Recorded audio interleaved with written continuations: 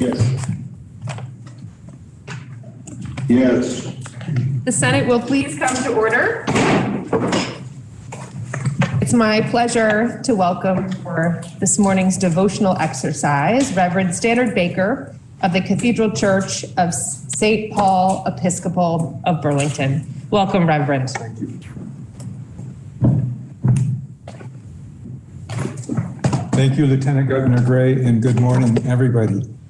It's my honor to be here in person again and a delight. I understand this is your last devotional of the year, so best of luck in your last days. I am Standard Baker, and I'm now also Archdeacon in the Episcopal Diocese of Vermont.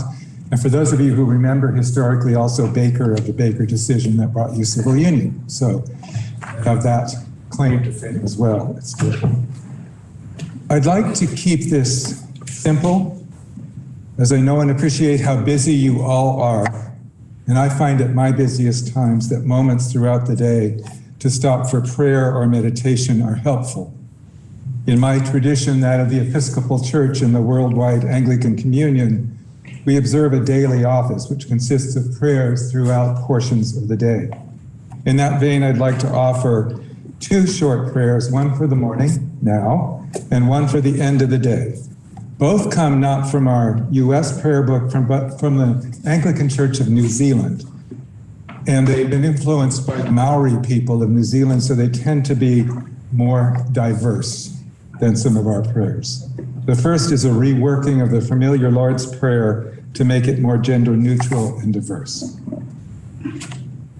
Eternal Spirit, Earth Maker, Pain Bearer, Life Giver, Source of all that is and that shall be, Father and Mother of us all. Loving God whom is in heaven, the hallowing of your name echo through the universe. The way of your justice be followed by the peoples of the world. Your heavenly will be done by all created beings. Your commonwealth of peace and freedom sustain our hope and come on earth. With the bread we need for today, feed us. In the hurts we absorb from one another, forgive us. In times of temptation and test, strengthen us. From trials too great to endure, spare us. From the grip of all that is evil, free us. For you reign in the glory of the power that is love, now and forever. Amen. I offer that to you as you face the burdens of the world and our community and our state, and work hard to make things better. Then tonight, at the end of your day, when it's time to look toward tomorrow, you've worked hard. This is a prayer to help you let go of the cares and tasks of the day, especially the unfinished ones. I invite you to carry it with you as you end your work today. Beloved God, it is night. The night is for stillness. Let us be still in the presence of God. It is night after a long day.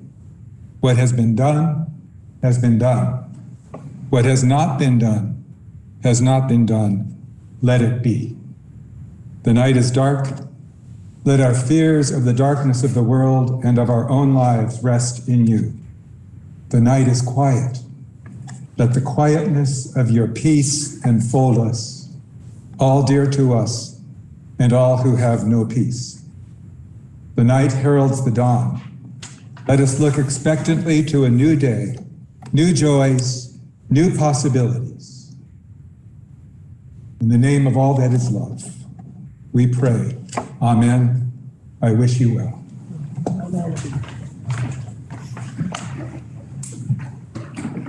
Thank you, Reverend. Thank you.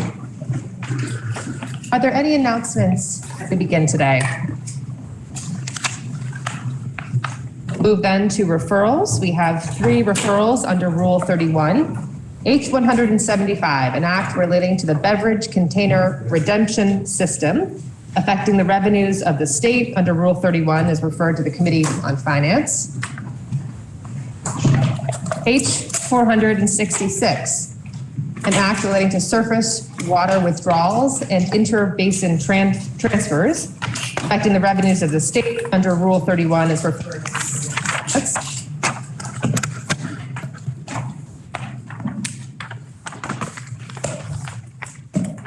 512, an act relating to modernizing land records and notarial, acts law on the calendar for notice. Section 5324 of the bill affecting the revenues of the state under Rule 31 is referred to the Committee on Finance, and Section 4 of the bill affecting the expenditures of the state under Rule 31 is referred to the Committee on Appropriations.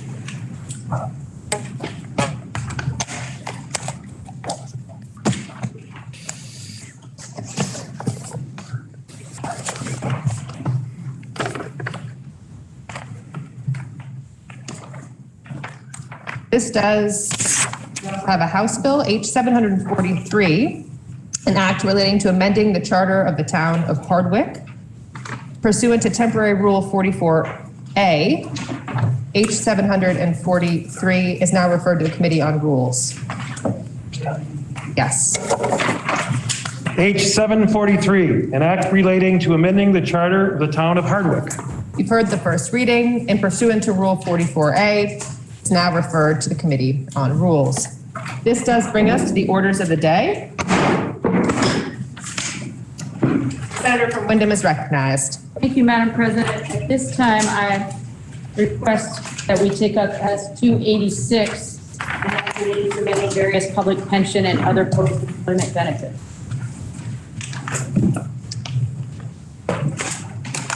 You will move to the end of the calendar, S-286. We have on the calendar today S-286, an act relating to amending various public pension and other employment benefits.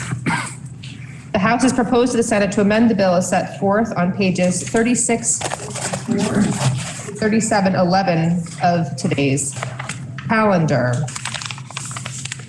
The underlying question is, shall the Senate concur with the House proposal of amendment on S-286? The Senator from Windham is recognized for the report. Thank you, Madam President.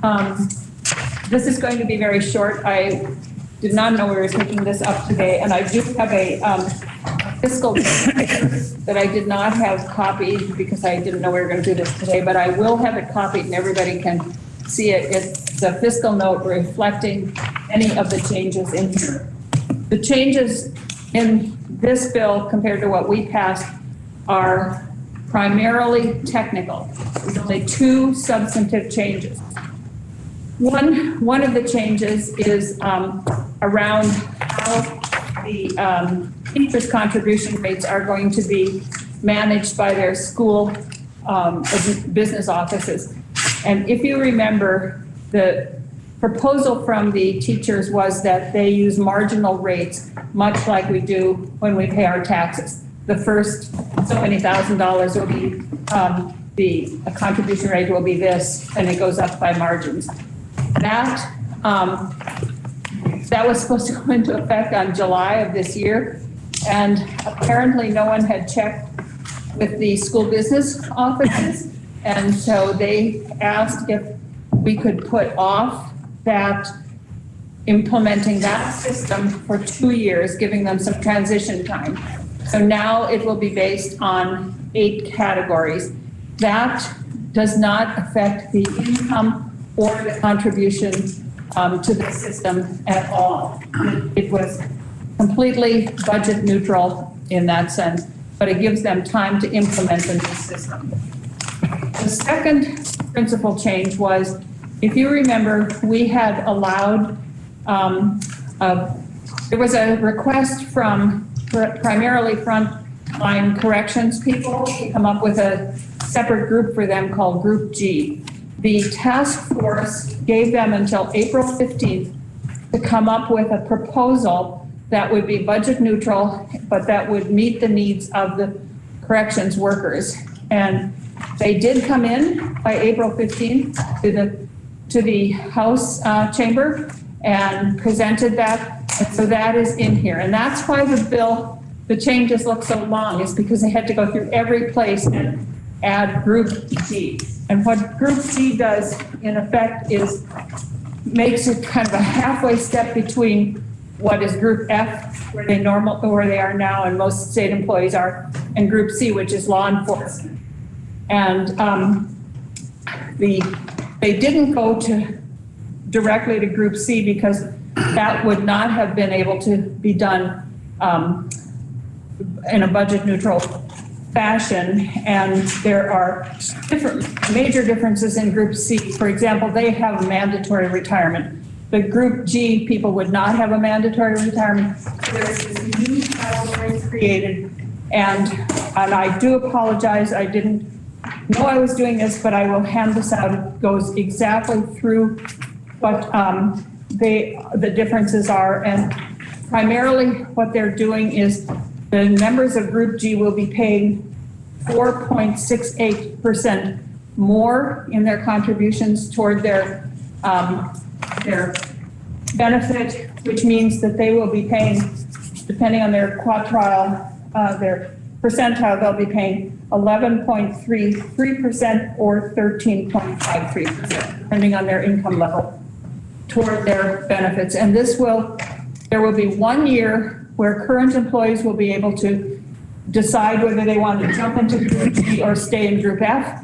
And from now on, new employees will be assigned to Group G. So I don't know if that answers your questions, but the committee heard from the testimony, and we encourage concurrence with these changes.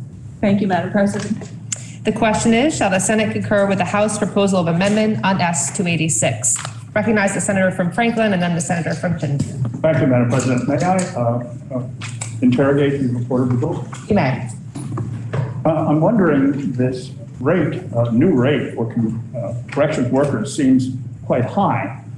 And we know that we have right now a severe shortage of corrections workers. Did the committee have any discussion as to the effect that a rate like this would have on our ability to retain or certainly to hire new workers when we're having such difficulty right now?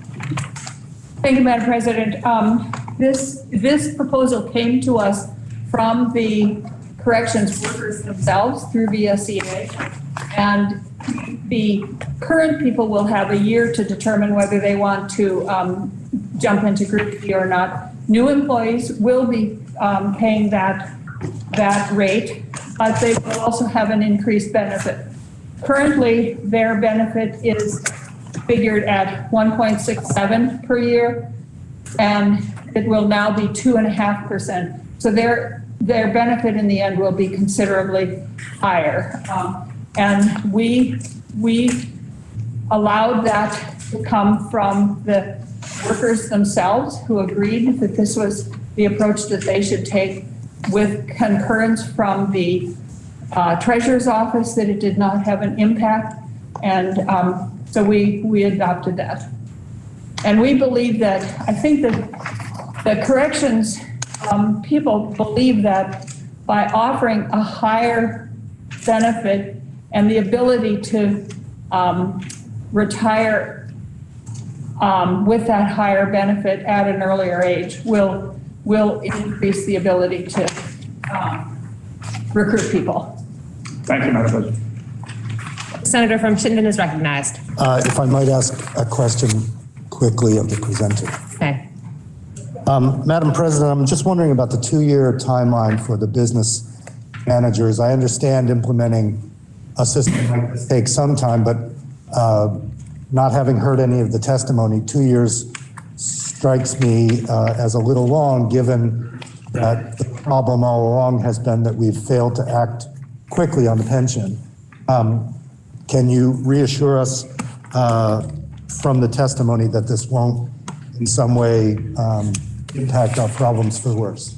It will not. Thank you, Madam President. I believe it will not, because it doesn't make any impact on the amount that is collected or put into the pension system by the employees or the employer. It, in fact, just gives them time to transition, and it is going to take them some time, because in dealing with marginal rates, they have to deal with each individual teacher. And so this gives them the time. This is what we heard they needed. And it's just for FY 23 and 24. Then it goes to the marginal rates. And we heard that it would not have any impact on the pension fund itself. Thank you, Madam President. The question is, shall the Senate concur with the House proposal of amendment on S-286? Are you ready for the question? All those in favor, please say aye. Aye. Those opposed, nay. The ayes have it, and you concur with the House proposal of amendment on S-286. I will return to the top of the calendar unless there's a motion otherwise. We have on the calendar today H-447, an act relating to approval of amendments to the charter of the town of Springfield. The House has proposed an amendment to the Senate proposal of amendment as set forth on page 3583 of today's calendar. The senator from Windsor is recognized. Thank you, Madam President. I believe that the Senate is chosen to concur. We have discussed this. It's been a fairly thorny charter change back and forth, and I think at this point we are going to concur with the changes that are in the calendar. Thank you. The question is, shall the Senate concur with the House proposal of amendment to the Senate proposal of amendment on H-447? Are you ready for the question? The senator from Bennington is recognized. I'm just wondering, if I missed it, was the senator going to take us through those changes? Mention them? Or might she mention what those changes are? The senator from Windsor is recognized. Yes, thank you. As senators will recall, there was a discussion about, it fundamentally comes down to whether a property can physically injure another property or a property that is dilapidated, vacant, and a nuisance is injurious to the community. And I'm afraid for a variety of reasons, we had amended it to, the Senate had taken it back to the original language, which had been passed by the voters of Springfield, and the House came back to us with wanting to include this language. And we have decided that we are hopeful that through other measures that we're working on in our municipal, anyway, we have decided that we are, have decided to concur at this point. Thank you, Madam President. Senator from Bennington is recognized. Thank you, Madam President.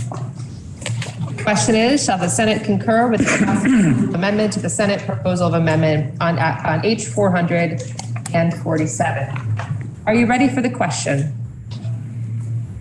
All those in favor, please say aye. Aye. Those opposed, nay. Ayes have it, and you concur with the House proposal of amendment to the Senate proposal of amendment on H-447. We have on the calendar for third reading, H-739, an act relating to capital construction and state bonding budget adjustment. As you may recall, yesterday an amendment was offered by Senator Perchlik, and the amendment is set forth on page 3584 to 3585 of today's calendar.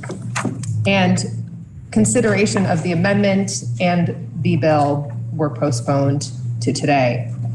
The senator from Washington is recognized for his amendment. Thank you, Madam President. I would like to ask leave of the Senate to speak for a third time. This would be my third time speaking on this question. Without objection, you may. Thank you, Madam President. Right before the senator from Orange had asked for a postponement on this question, there was a comment that this amendment was in the 11th hour and that should have been introduced in January. Just want to point out that the bill was introduced in 2021, so prior to January. That said, I understand the benefit that the bill going and language going through the committee process. I think this is the right policy for the state. I think this is what we need to do. This is going to save the state money. It's going to help us on a lot of different things. And I think a majority of the body supports it. But there is a real procedural issue when language doesn't get to go through the full committee process and hear all the testimony and get all the benefit of that kind of analysis, because there are sometimes you miss things. I think this is perfect, obviously, but we don't know what happens when you really take the time in the committee. I spoke to the committee chair about this in the past. Today I spoke to the dean of the Senate, who also is a very long-standing member of the Institutions Committee. I'm aware that maybe there's going to be a new chair of the Institutions Committee next year, and that there'll be an opportunity at that time to take this issue up, knowing that there's really strong support for this policy, both in this body and without, and look forward to doing it through the committee process next year if I'm reelected. And so with that, those comments, I would like to withdraw the amendment. The senator from Washington has withdrawn his amendment. The senator from Caledonia is recognized. Thank you, Madam President. I want to point out first, the junior senator from Washington said there may be a new chair of this. I will assure him that there will be. Having said that, if I am in a position to send a note down the hall to the new chair of institutions, I would be happy to send a note indicating this is a worthy subject of conversation. We hope you take it up. Passing, I want to note that had it not been for my frustration of feeling like I had not had the opportunity of doing due diligence, I may very well have signed on to his amendment myself. Thank you, Madam President. I believe there is another amendment for consideration today. The senator from Chittenden, Senator Lyons, is recognized for a proposal of amendment. I believe it's set forth on page 3585 of today's calendar. It's a calendar amendment, and the senator from Chittenden is recognized. Thank you, Madam President. We had a discussion about this the other day as the Capitol bill was being presented, and the senator from Addison, Senator Hardy, the senator from Caledonia, Senator Kitchell, and I worked on trying to identify how best to put in place language that would support the line E1 in section 3, and it's on the spreadsheet. There's $1 million in the Capitol bill, I believe, and the chair of institutions can correct me if I'm inaccurate in that, but there's $1 million in the bill appropriated for improving the simulation labs that exist in our nursing schools across the state, or colleges across the state. So the language that's here defines how that money would be granted. So it's not a request for proposal, but rather a grant that would go outright to our nursing colleges. But before a grant can be sent out, we need to understand what the needs are. So the amendment asks for the agency of administration to reach out to our nursing programs and identify what needs, capital needs might be required, and then to provide grants for the colleges based on that information. So we identify the Secretary of Administration as the place where this money would be placed, and then the Secretary will have the opportunity to reach out to perhaps Agency of Human Services, somewhere the Department of Health or other, to help in the granting of the dollars. So that's what's here in this proposal of amendment, and I ask that that we concur, vote positively for it. So thank you, Madam President. The question is, shall the Senate propose to the House to amend the bill as moved by the senator from Chittenden and others? The senator from Caledonia is recognized. Thank you, Madam President. The Senate may recall that in my wrapping up of my floor presentation the other day, I alerted the body to a potential problem yet to be addressed. Basically, the other body had assigned a sum of money for the nursing programs, which we all supported. but had not gone through the process of speaking with their committees of jurisdiction on as to who should administer that money and how it would be distributed. That conversation caught us flat-footed. We did not realize that had not taken place. The testimony necessary to explain what that was all about. I want to thank the folks who brought this particular amendment. They are actually the proper committees of jurisdiction who should be having this conversation. Our committee voted unanimously in favor of this amendment. Thank you. The question is, shall the Senate propose to the House to amend the bill as moved by the Senator from Chittenden and others? Are you ready for the question? Senator from Windsor is recognized. No. Are you ready for the question? All those in favor, please say aye. Aye. Those opposed, nay. The ayes have it, and you've proposed to the House to amend the bill as moved by the Senator from Chittenden and others. Are there any additional amendments before third reading? Please listen to the third reading of H 739. H 739, an act relating to capital construction and state bonding budget adjustment. The question now is, shall the bill pass in concurrence? Are you ready for the question? Senator from Windsor is recognized. Thank you, Madam President. I know you're all dying to know what the resolution is about the House sound system, but I just want you to know that Senator, the chair of institutions and I both had happy news from our director of IT that is actually on plan for the minute we leave this building, the process of beginning the renovation of the sound system in the House chamber will begin. So this is very exciting news for those of us who care about the sound system in the House. And I might point out that many senators noticed how bad it was yet again during both our judicial retention process and our celebration of Senator Leahy. So thank you, Madam President, and thank you, Director Moore. The question is, shall the bill pass in concurrence? The Senator from Caledonia is recognized. Thank you, Madam President. You may have recalled when I began my floor speech on this bill that one of the obstacles we had was dealing with a 2-year cycle bill, and all of our this year conversation was centered on the second part of that budget biennium process.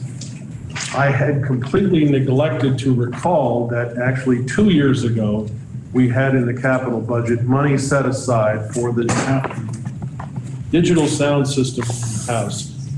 And at the time period for getting that installed was inhibited by our being in the building, was number one, also obtaining the equipment and the labor necessary to get it all put in place.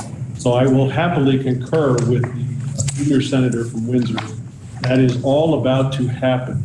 I will leave the conversation, Madam President, by saying, unfortunately, to the junior senator from Windsor, we chose not to install colored floodlights and a spotlight. And we are still subject for conversation, the disco ball that would be hanging from the chair. Thank you, Madam President. The question is, shall the bill pass in concurrence? Are you ready for the question? All those in favor, please say aye. Aye. Those opposed, nay.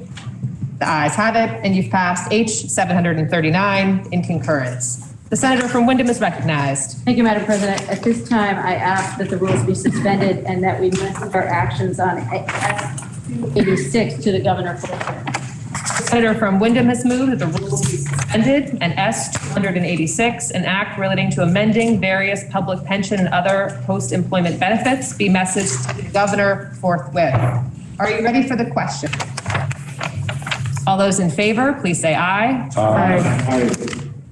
Those opposed, nay. The ayes have it, and you've suspended the rules and messaged S-286 to the governor forthwith. The Senator from Windham is recognized. Thank you, Madam President. At this time, I ask that the rules be suspended and we message our action on H-739 to the House forthwith. The Senator from Windham has moved the rules be suspended and action on H-739 and an act relating to capital construction and state bonding budget adjustment be messaged to the House forthwith. Are you ready for the question? All those in favor, please say aye. Aye. Those opposed, nay. The ayes have it, and you've suspended the rules and messaged H 739 to the House forthwith. We will now move to H 464, an act relating to miscellaneous changes to the Reach Up program. It was read for the first time on March 25th. It was referred to the Committee on Health and Welfare, which reports the bill be amended as set forth on pages 3586, 3590, the police calendar, and that when so amended, the bill ought to pass. The bill was then referred to the Committee on Appropriations, which reports that it's considered the bill and recommends that when so amended as recommended by the Committee on Health and Welfare, the bill ought to pass. Please listen to the second reading of H 464. H 464, an act relating to miscellaneous changes to the Reach Up program. The senator from Washington, Senator Cummings, is recognized for the report of the Committee on Health and Welfare. Thank you, Madam President. 464 does two basic things.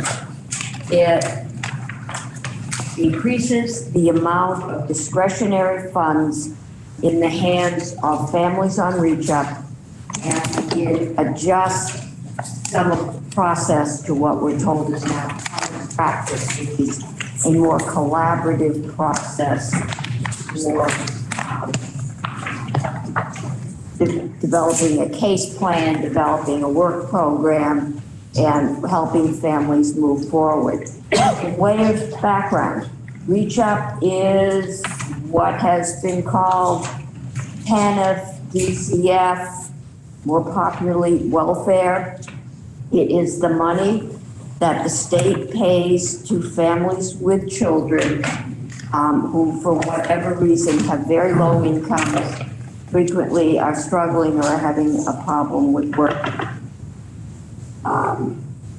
We pay them the magnanimous sum, a family of three, of $830 a month. That $830, they do get squares, known as food stamps, but out of that, and they do get child care. But out of that, they have to pay for their residence, they have to pay for transportation, they have to pay all their utilities, they have to pay for clothing, they have to pay for the things that food stamps don't cover, like toilet paper and baby diapers. And considering that you can't take cloth diapers to most laundromats, baby diapers we've heard a lot about in health and welfare become a necessity. So this is the money that they have. Our present system seems to have come out of the days some of us remember of the welfare queen.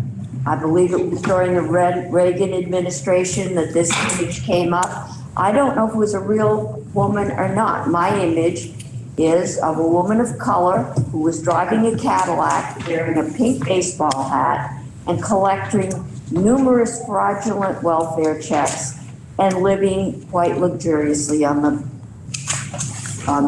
public dole.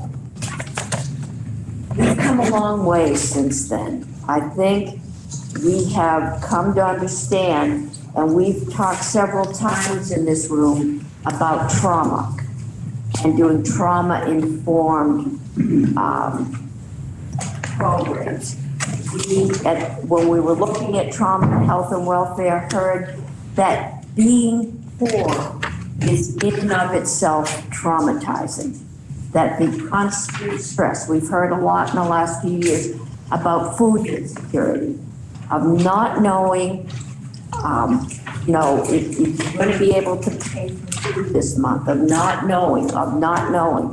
I had the privilege many years ago of working with John Nutting, He's something of a legend, the Reverend John Nutting in central Vermont.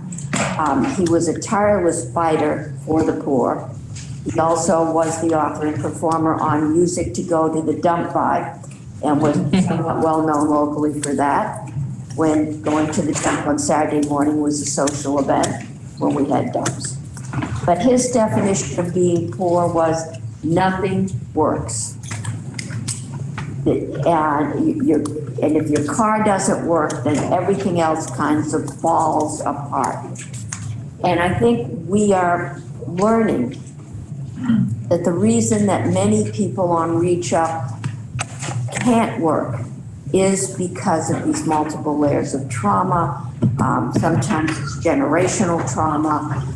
And so we're changing, and we have changed the way we deal with people in these situations to make it a more collaborative, more moving forward process, rather than you go to work or else, and we don't care really where you work, you just have to work. And to really work with people as to why are you having trouble going to work? Why are you, why are you having trouble holding a job? What's happening? Why can't you remember to tell your boss that the car won't start and that's why you're not in work today? So I'm going to start with section 1. The first several sections basically increases the amount of money that families are allowed to keep, to add to their $830 before we start subtracting from their $830.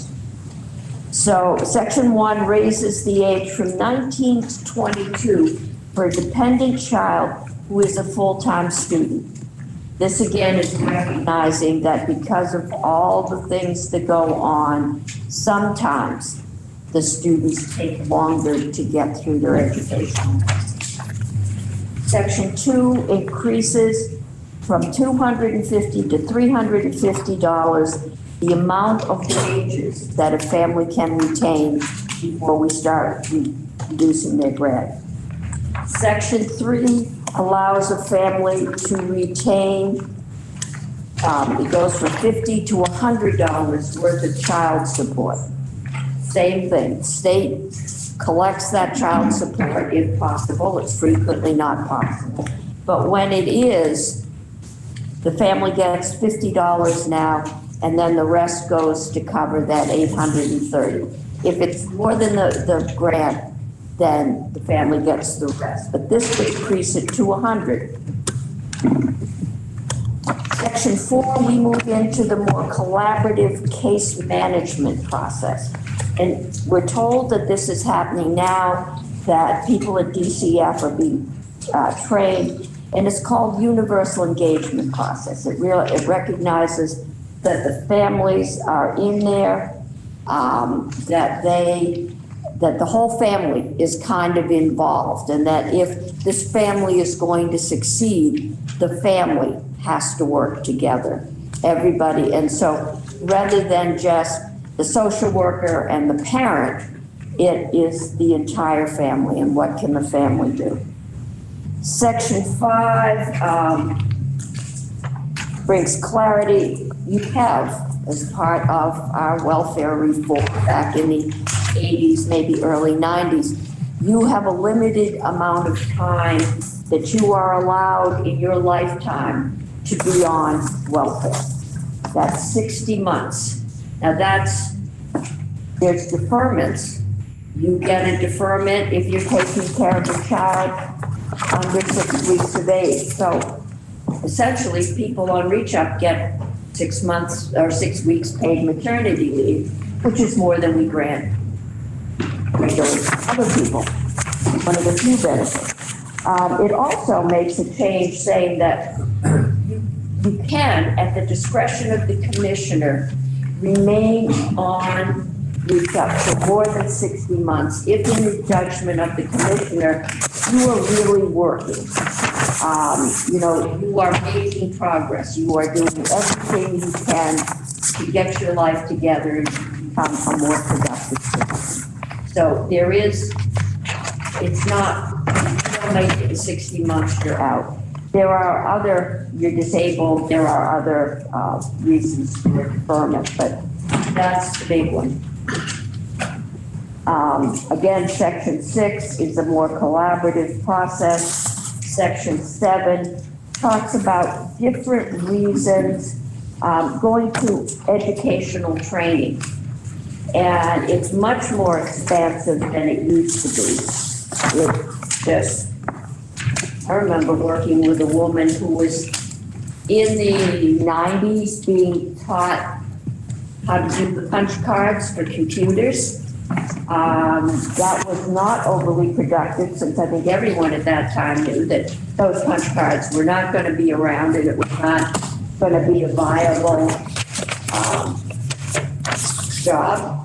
So this makes it more, you're taking classes, you're working towards, it's all goal oriented, and it makes it much more realistic process. Then Section 8 and 8A, and I forgot to ask Madam President if I can speak to the amendment at the same time. I looked at this and said, what we do, there's a whole lot of strikeouts in 8 and 8A. Basically, what the strikeouts do right now, we have a medical review board, and before you can be determined to be unable to work, not only do you have to have a note from your doctor, our medical review board had to go over your case and determine that your doctor is diagnosing you correctly. We've done away with that. We're going to save $130,000 a year. 8 and 8A does away with the medical review board. What changed is that the other body didn't get rid of the medical review board until January 1st of 2024. We were talking with the department, there is no reason why we need to continue it for 2 more years. And so the Committee on Health and Welfare dissolves that board as of July 1st of this year. I believe that is it. We heard from a variety of witnesses, and I'm along with our staff and members of the other body. We heard from Michelle Fay, Executive Director, Voices for Vermont, Katerina Lizaeus, Senior Advisor to the Commissioner, Department of Children and Families, Aaron Olican, Reach Up TANF Program Director, Department of Children and Families, Amy Rose, Policy Associate, Vermont Children, and the vote in committee was 5-0-0, and we hope this body will concur. The senator from Lamoille, Senator Westman, joining us virtually today, is recognized for the report of the Committee on Appropriations. Madam President, the Appropriations Committee report is on page 3590.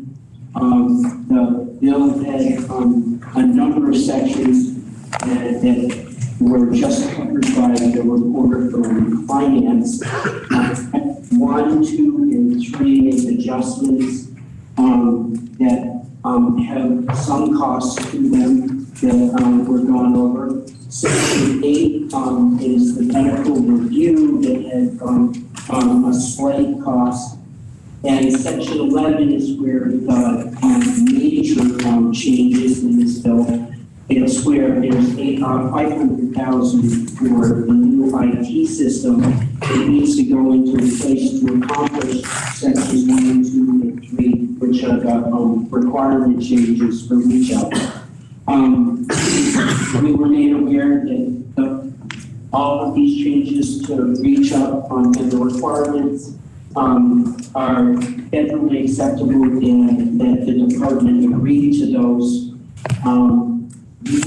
A number of these changes, including the 500 for the IT system, were included within the budget.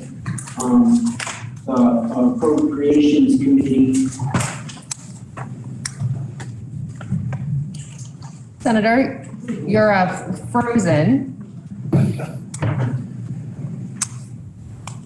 give you a moment. There we go. There we Yes, go. am I unfrozen? You are, and you're about to say the committee, and I think you're going to give us the vote.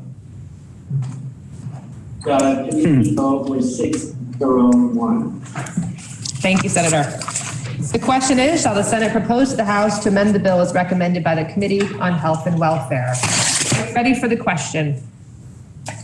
All those in favor, please say aye. Aye. Those opposed, nay. The ayes have it, and you propose to the House to amend the bill as recommended by the Committee on Health and Welfare. The question now is, shall the bill be read for the third time? Are you ready for the question? The Senator from Caledonia is recognized. Thank you, Madam President. I rise to speak in support of these changes. Many may know that, in fact, I was one of the architects of Vermont's Welfare Reform Initiative, which was back in the early 90s. That really placed an emphasis on the two-generation approach. And I'm looking at the role of the case manager because one of the things that we know is many of these families have the risk factors of children where there might be an issue around the care and of the children and the nurturing and the need for really a two-generation approach. And that was, if you invest, at that point, the Ford Foundation research indicated that the educational level of the mother was a major determinant in the educational success of children. And so this program was designed not only we focus on the financial assistance, but it was also really a human capital investment approach, an education and training. And the other part that's so important, and I don't think it really comes out here, and that was the case managers should be working with these families right from day one. They should be doing these family development plans. They should be looking at the care of the children and strengthening the families because they, in my mind, are a major investment in prevention. And I think that role sometimes doesn't get really focused on, but their ability to go in an early stage before any complaints made, to identify service needs, and to take action. So we focus on the money, we focus on the calculation in terms of how much or how little it is. These are children who are living certainly in poverty. But with the income disregards and with the state and federal EITC, that has a very significant impact on the overall economics of the family. So I want to say the Appropriations Committee did support all these changes, and I just wanted to say it's not just about the money. It is around the support and the early intervention and the prevention aspect of the program that really is also very important. And so that bit of historical background, I'm going to sit down and ask everyone to concur. Thank you. The question is, shall the bill be read for the third time? Are you ready for the question? All those in favor, please say aye. Aye. Those opposed, nay. Ayes have it. You've ordered third readings of H 464. We will now move on to H 729. Unless there's a motion otherwise, the senator from Wyndham is recognized. Thank you, Madam President. At this time, I'd like to take up H 715. We will now move to H 715.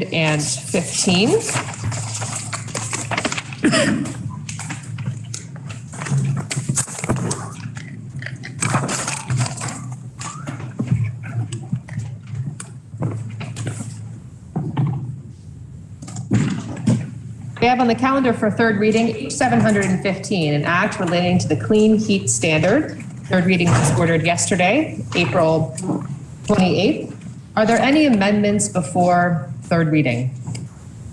The senator from Washington, Senator Polina, is recognized. Madam President. Yes. The amendment has been passed out. The principal sponsor of the amendment, well, it's just arrived actually. I was going to ask that we talk briefly, but I guess. Thank you.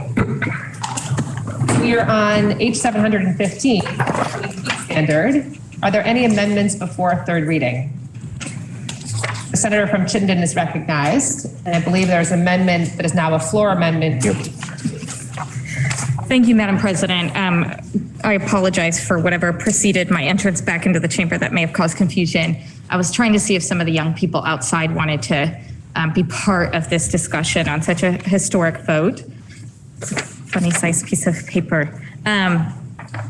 So the senator from Washington and I have a substitute amendment that I don't want to speak for him, but I consider extremely friendly to the process. Yesterday, we talked about if we don't set a direction and engage a path forward on this clean heat standard, then a Mack truck will be coming our way and will be hitting us. The big questions that environmental justice requires that we ask are, who will be hit by the Mack truck and who will be driving the Mack truck? And I posit to you all that unless we infuse questions around who is on the front line and who is most impacted by our decisions into this process, then those most vulnerable and those already left behind in our climate movement will be the first ones to be impacted by this oncoming disaster that's unfolding before our eyes. And so I appreciate your Senate Committee on Natural Resources and Energy passing the environmental justice bill just a few weeks ago that is headed to the floor in the House this coming week. And that work can't be siloed. That work has to involve meaningful participation in every environmental decision-making process we advance from now on. As I understand it from some of the public testimony from the original bill, the Clean Heat Standard that got a lot of attention and work in the other chamber, when it came over to our chamber, one of the things that was expressed is that there was still more work to do on biofuels and on equity.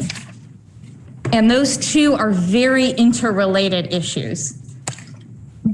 If we are not working to address equity as a major underpinning of this bill, then we will have set in motion a process that we no longer are able to influence or control. And we can't pass the buck that way without making sure that we've done everything we can to advance equity in this bill. And so I would ask if people would like to review the amendment. I'll just walk through some of these changes now. And this went to the committee just a little bit before the floor. And as people can appreciate, there's an extenuating circumstance for the Senate Natural Resources Committee right now. So, point of order, Madam Speaker. How the committee had adjourned, we have not received this amendment, and as I am remote, as are two other members of the committee, I'm not sure how we can even see this amendment. This is the third amendment in less than 24 hours, so I'm not sure what we're looking at. The point of order is well taken. The Secretary has stepped out for a moment. Just to clarify, Senator, do you not have the amendment? Has it not been shared with you? That is correct. It was not presented to the committee as well this morning. Okay. I believe we would, the Senator from Addison, Mr. Secretary, is sharing that he's not received the amendment. Shall we call for a brief recess to ensure that the amendment is received by those who are joining us remotely today? The Senate will stand in a brief recess until the call of the gavel.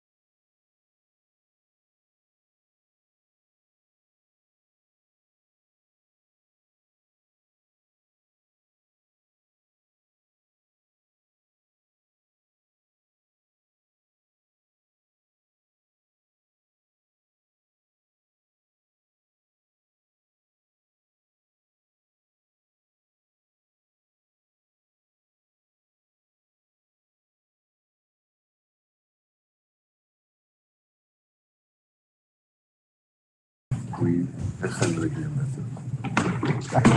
Gavel back in just a moment. The Senate will please come to order. We are now returning from a brief recess. We were working to allow for the circulation of an amendment that was offered by the senator from Chittenden. I believe the senator from Chittenden has the floor to explain her amendment. Thank you, Madam President.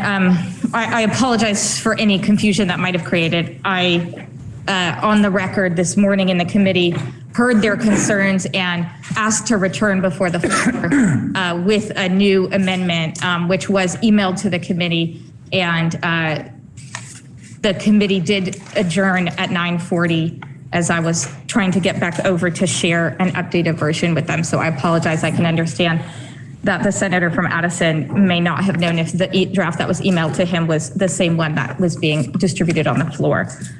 I do just want to return to the bigger picture question of who is going to be most impacted by the decisions that we make today. This is not just a question of if we address global climate change writ large, but who ends up being most impacted by these decisions and what their ability is to meaningfully participate in those decisions in which they are most impacted. And that is reflected in the amendment that you have before you now. There are 7 instances of amendment. The first instance of amendment defines sustainably sourced in relation to biofuels. It did concern me when I was reading through the language yesterday that we say we want sustainably sourced biofuels, and yet we know in the history of the environmental movement, there's been a lot of labels for things. It's green, it's natural, it's environmental, but unless we define sustainably sourced, that doesn't necessarily give one comfort about how we are weighing the ability to make biofuels, which have a lot of unknowns, give those equal consideration as a clean heat measure to something like heat pumps or efficiency. And so we have now a definition of sustainably sourced in this amendment that aligns with the UN definition of sustainability, meeting the needs of the present without compromising the ability of future generations to meet their own needs. The second instance of amendment has to do with something that the senator from Washington raised on the floor yesterday, which is the idea that if we are going to invest in support and create opportunities for our lowest income Vermonters to participate in a renewable green economy, in something that we bill to them as clean heat that will help them pay their utility bills, drive down their costs, we should be certain that that's what we're doing. And so to the extent possible, the amendment asks that we derive our clean heat credits for low and moderate income customers in the form of efficiency and other efforts that reduce fossil fuel, other technologies that reduce fossil fuel as a means of their home heating, reducing their ongoing costs and not perpetuating dependence on price volatile fuel sources. The third instance of amendment is the one that I believe came to a much found common ground around, I should hope, with the committee, and I would be happy to huddle with them after presenting the amendment to see if this is satisfactory. This is the section that changed that I think there was the most issue around, which folks may see in the previous amendment that was offered. There was a cap. There was the idea that a cap or a sunset would recognize and acknowledge that some of these fuels are transitional, but should not make up the majority of our solutions around reducing greenhouse gas emissions and delivering people price-stable heating fuels. We are already seeing examples out of California where if they highly value methane digesters and renewable natural gas, there are farmers that are adding more cattle to their stock because the price of fuel is so valuable to them.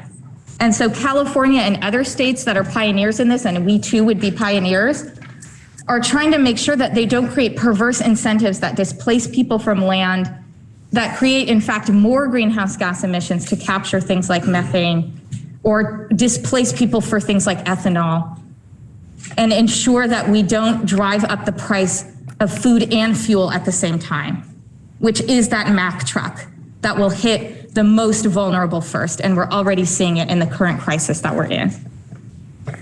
The fourth instance of amendment is a way to reflect that most of this bill rightfully focuses on Vermonters, on the impact of these decisions that we make for Vermonters. But as we heard yesterday, the reality of global climate change and the effort we are undertaking is also recognizing the impact that we are having. That in some instances, when you look at global production, we are the ones driving the Mack truck, not the ones being hit by the Mack truck. And if that is the case, we have a responsibility globally to ensure that the price we put on biofuels does not impact negatively food prices around the world. There have been riots in Mexico. There have been protests all over the world when food and fuel prices go up. Communities globally are very sensitive to the prices of food and fuel, and we create a much more dire situation if we're not looking at that full global impact. The fifth instance of amendment simply asks that in the section on the technical advisory group, we add someone with agricultural expertise. The technical advisory group is being asked to look at sources of fuel that have a lot to do with our agricultural sector. And before this amendment, there is no agricultural expertise required on the technical advisory. The sixth instance of amendment relates to the Equity Advisory Group. The Equity Advisory Group, and I think again, rightfully so, centers most of its work on what we mean when we talk about fuel dependence and the impact of fuel prices on those most vulnerable in Vermont. But we have seen with our Climate Council and other efforts in the past, that the more we narrow the ability for us to think about what equity means, the more challenge we have in ensuring that when we get a group of thoughtful people together who are able to look at deep equity considerations, they're able also to think broadly about what equity impacts we're talking about.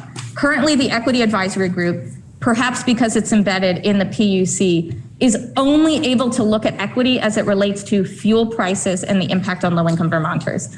That's critical. That's still spelled out on the bill, but there should be the opportunity for the Equity Advisory Group to look at the impacts on equity for Vermonters and global citizens from the fuel choices that we make as part of the Clean Heat Standard.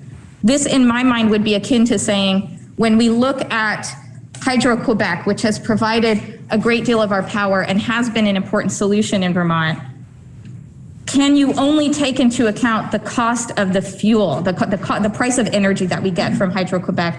Or can the equity, something like an Equity Advisory Group, take into account flooding tribal lands a third of the size of Vermont to get that power? That should be something that an Equity Advisory Group should be able to look at as well. And finally, as I understand it from the committee's perspective, this might have been simply an oversight or something that was intended to be captured elsewhere. But that report back that's reflected in the amendment by the Committee on Appropriations is really critical. And what's missing right now from that report back is a section on the environmental impact of what we advance through the PUC. So this, adding in 838C, allows us to have a report back on the environmental impact statement of this work, which I think is incredibly critical for us to be able to better understand the full totality of what we are engaging in as we let go of this process and hand it over to experts, but experts who are being charged with letting the public and those most impacted help guide the process. So that is the amendment before you. I would ask the full consideration of the committee, and I again understand the extenuating circumstances that we discussed before the recess, but this is too important, and this is work that can be further expanded upon should there be a committee of conference. But I do see those amendments as friendly and as improving this bill to make sure that equity is addressed. Thank you, Madam President. The question is, shall the Senate propose to the House to amend the bill as moved by the Senator from Chittenden and Washington? The Senator from Washington is recognized. Thank you, Madam President. I will be brief because the Senator from Chittenden covered what the whole amendment is about.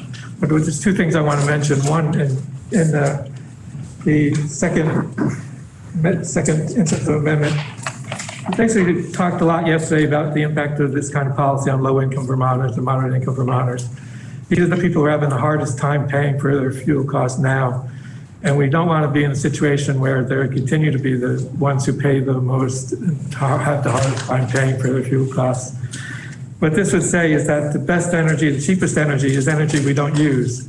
And that what we should do for these lower income Vermonters and moderate income Vermonters is actually focus on efficiency measures so that they can actually become unleashed, unhinged from the volatility of fuel prices and the high cost of fuel. The second one is the third instance of amendment number 4, basically just asks us to consider whether or not we want to put a cap on certain liquid biofuels, because there are issues around the environmental costs of biofuels, particularly with the manufacture, transportation, and distribution of biofuels and the fracking of natural gas. And so we don't want to be in a situation where we're replacing one troublesome fuel oil with another troublesome fuel oil. This would give us the opportunity to say maybe we should cap the credits that are available for certain fuel oils in order to make sure that we're actually creating real change and not just replacing one troublesome fuel with another troublesome fuel. So those are just 2 things I want to mention that I think are important, making sure that this bill does what we want it to do and also is able to be enjoyed and supported by Vermonters who have serious concerns about low-income Vermonters and the use of fuels that we're going to prioritize in the future. Thank you. I believe the senator from Addison wished to be recognized. Thank you, Madam President. And I want to respond to the proposal amendment. A troubling thing, 15 minutes prior to the floor to receive the third version of amendments for a third meeting. And then we have a challenging logistics of people being remote and in person. But let me speak point by point on some of the instances of amendments. Because I believe the bill has, while I appreciate the intent, and the committee appreciates the intent of the amendment, I think that many of the provisions actually addressed in the proposal amendment are in the bill already. So if I may, I will talk about a number of provisions. One of the, I think, a key point around what kind of solutions we're going to be invited to be used in terms of where they, I didn't hear the word greenwashing, but I guess that is kind of the key term. Are we going to be greenwashing by choosing particular fuel types that we might determine later were not environmentally sound choices? And in the technical advisory group, which is an expert panel assembled to evaluate each fuel type, I want to talk about in section 8125 what they need to report. Beyond doing the modeling that sets the price per fuel type, an obligation for fuel type, they also have to periodically assess and report to the Commission on the sustainability of the production of clean heat measures by considering factors including greenhouse gas emissions, carbon sequestration and storage, human health, land use changes, ecological and biodiversity impacts, groundwater and surface water impacts, air, water, soil pollution, and impact on food costs. So that broader vision that the amendment seeks to address, I would say, is already contained in the bill. There was a concern, another concern was whose rules are we going to use to do some of the assessment work? And so I just want to talk about in terms of looking at the clean heat credits. So the schedule, that's how it's referred to, the work product of the group is going to be based again in the bill. And I'm now looking at in section 81.4. The schedule shall be based on transparent and accurate emissions accounting, adopting the Argonne National Laboratory Week Model, Intergovernmental Panel on Climate Change, IPCC modeling, UN, or an alternative of comparable analytical rigor to achieve the thermal sector greenhouse gas emission reductions necessary in order to meet the goals of the bill and to accurately account for emissions from biogenic and geological sources and deter unintended harmful consequences. So that's a mouthful, but I tell you that we are using the state-of-the-art science from the UN and others, including our own U.S. National Laboratory, to do the analysis.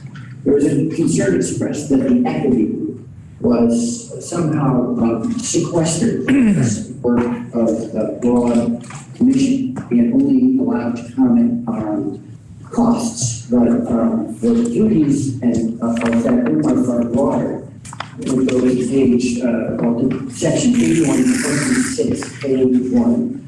Amongst its duties are providing feedback to the Commission on strategies for engaging low-income and moderate-income Vermonters in the public process around the development of the clean heat standard. So that is a wide open door to participation, not a narrow window into just discussion of pricing.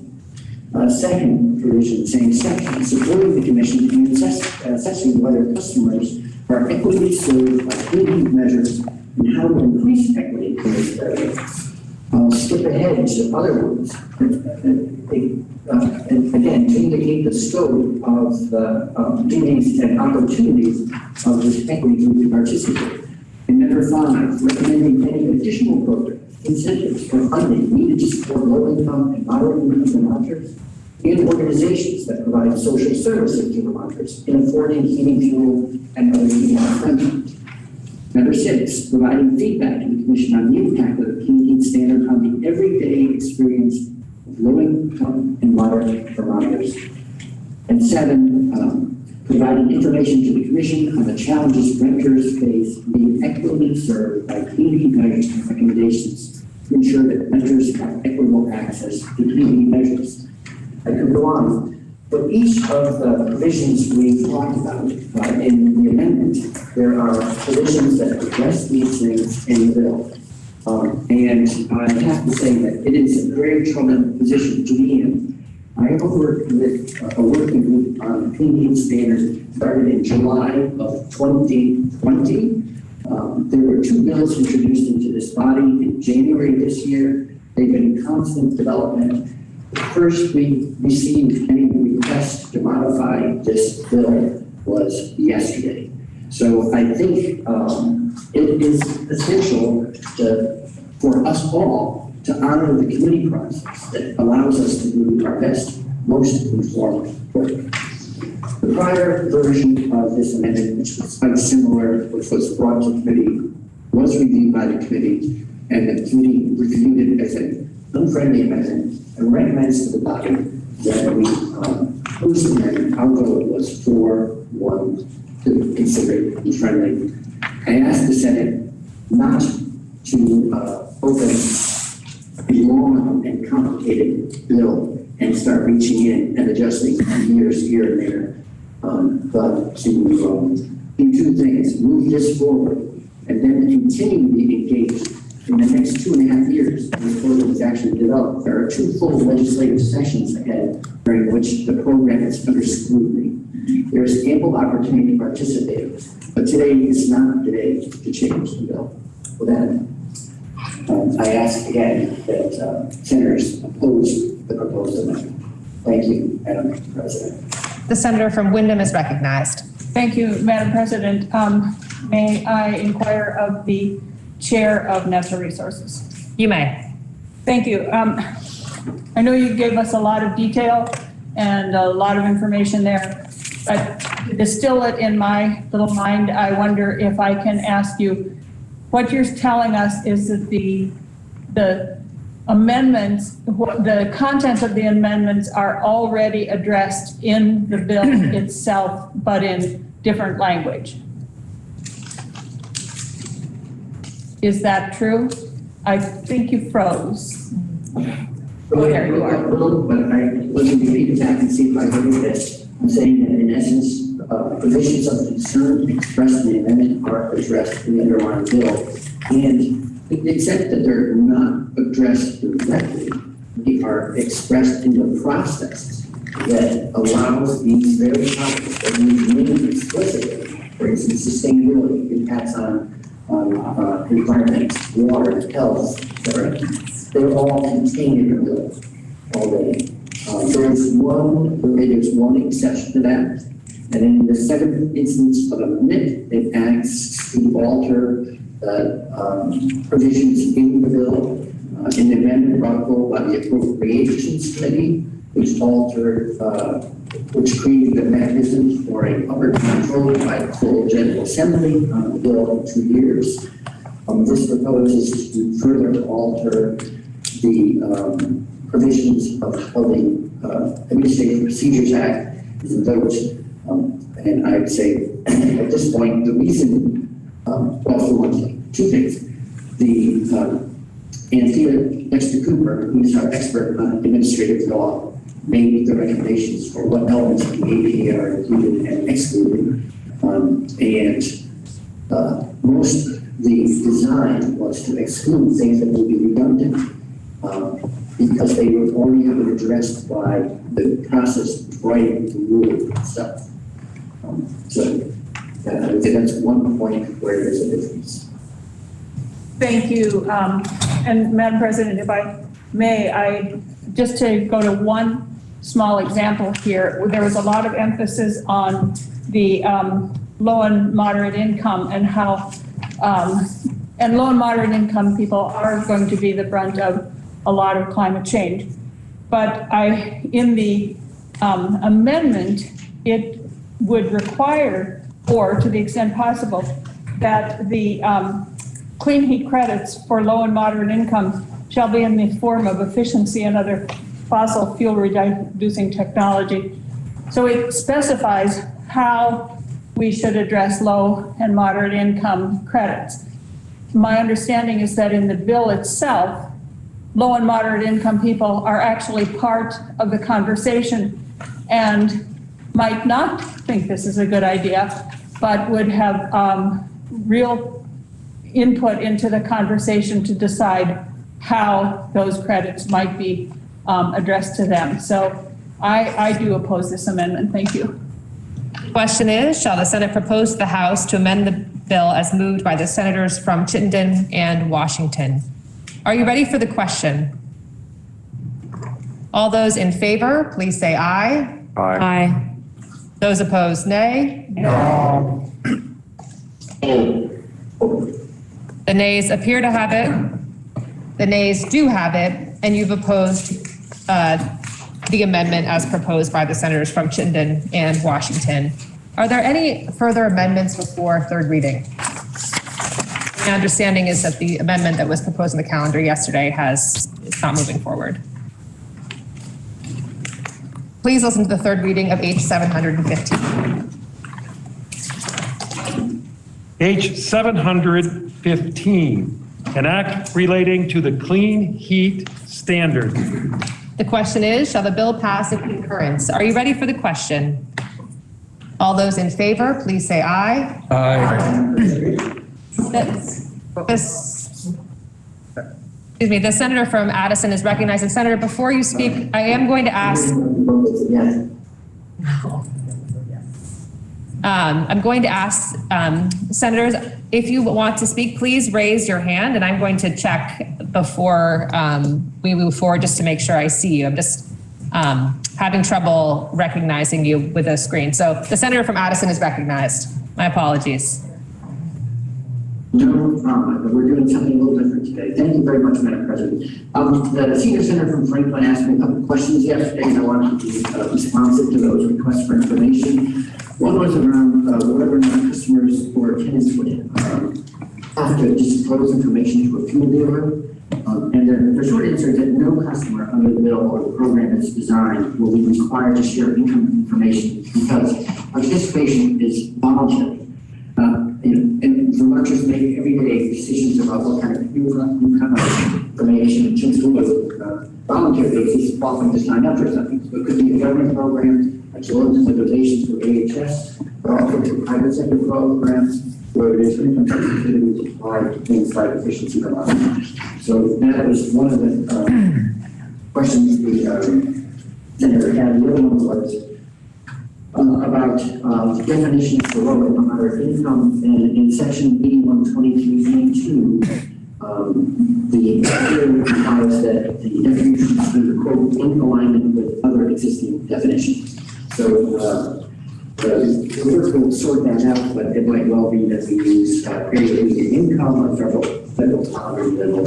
We would use pre-existing definitions in order to make the program operate in a manner that's harmonious with existing programs. Thank you, Madam President. I am going to call the question again. The question is, shall the bill pass in concurrence? Are you ready for the question? All those in favor, please say aye. Aye. Those opposed, nay. No. The ayes appear to have it. The ayes do have it, and you've passed H 715 in concurrence. I will move on to the next one. Yes. We have on the calendar for third reading, H 700 and T. An act relating to the system of care for individuals with developmental disabilities. Third reading was ordered on April 28th. Are there any amendments before third reading? The senator from Rutland is recognized. Madam President, I'm not sure whether or not you have the amendment to be passed out on 720.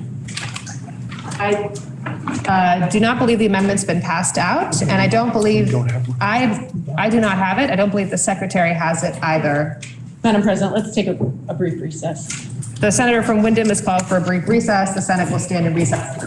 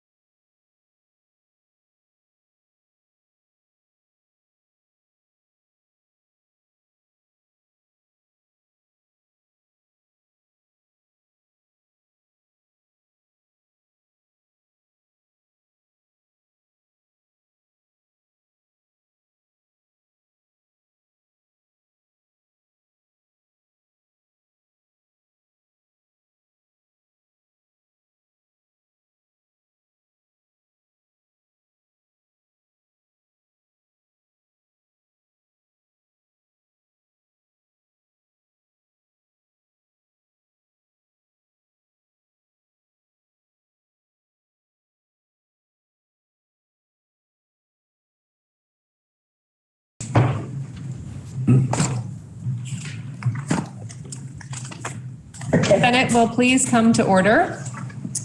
We are returning from a brief recess, and after consulting with the pro tem, we will in fact top of the calendar where we left off, which would be on H 729, although I'm waiting for the chair of the Committee on Judiciary to return to us, in which case maybe we will move to the next bill and come back to H 729.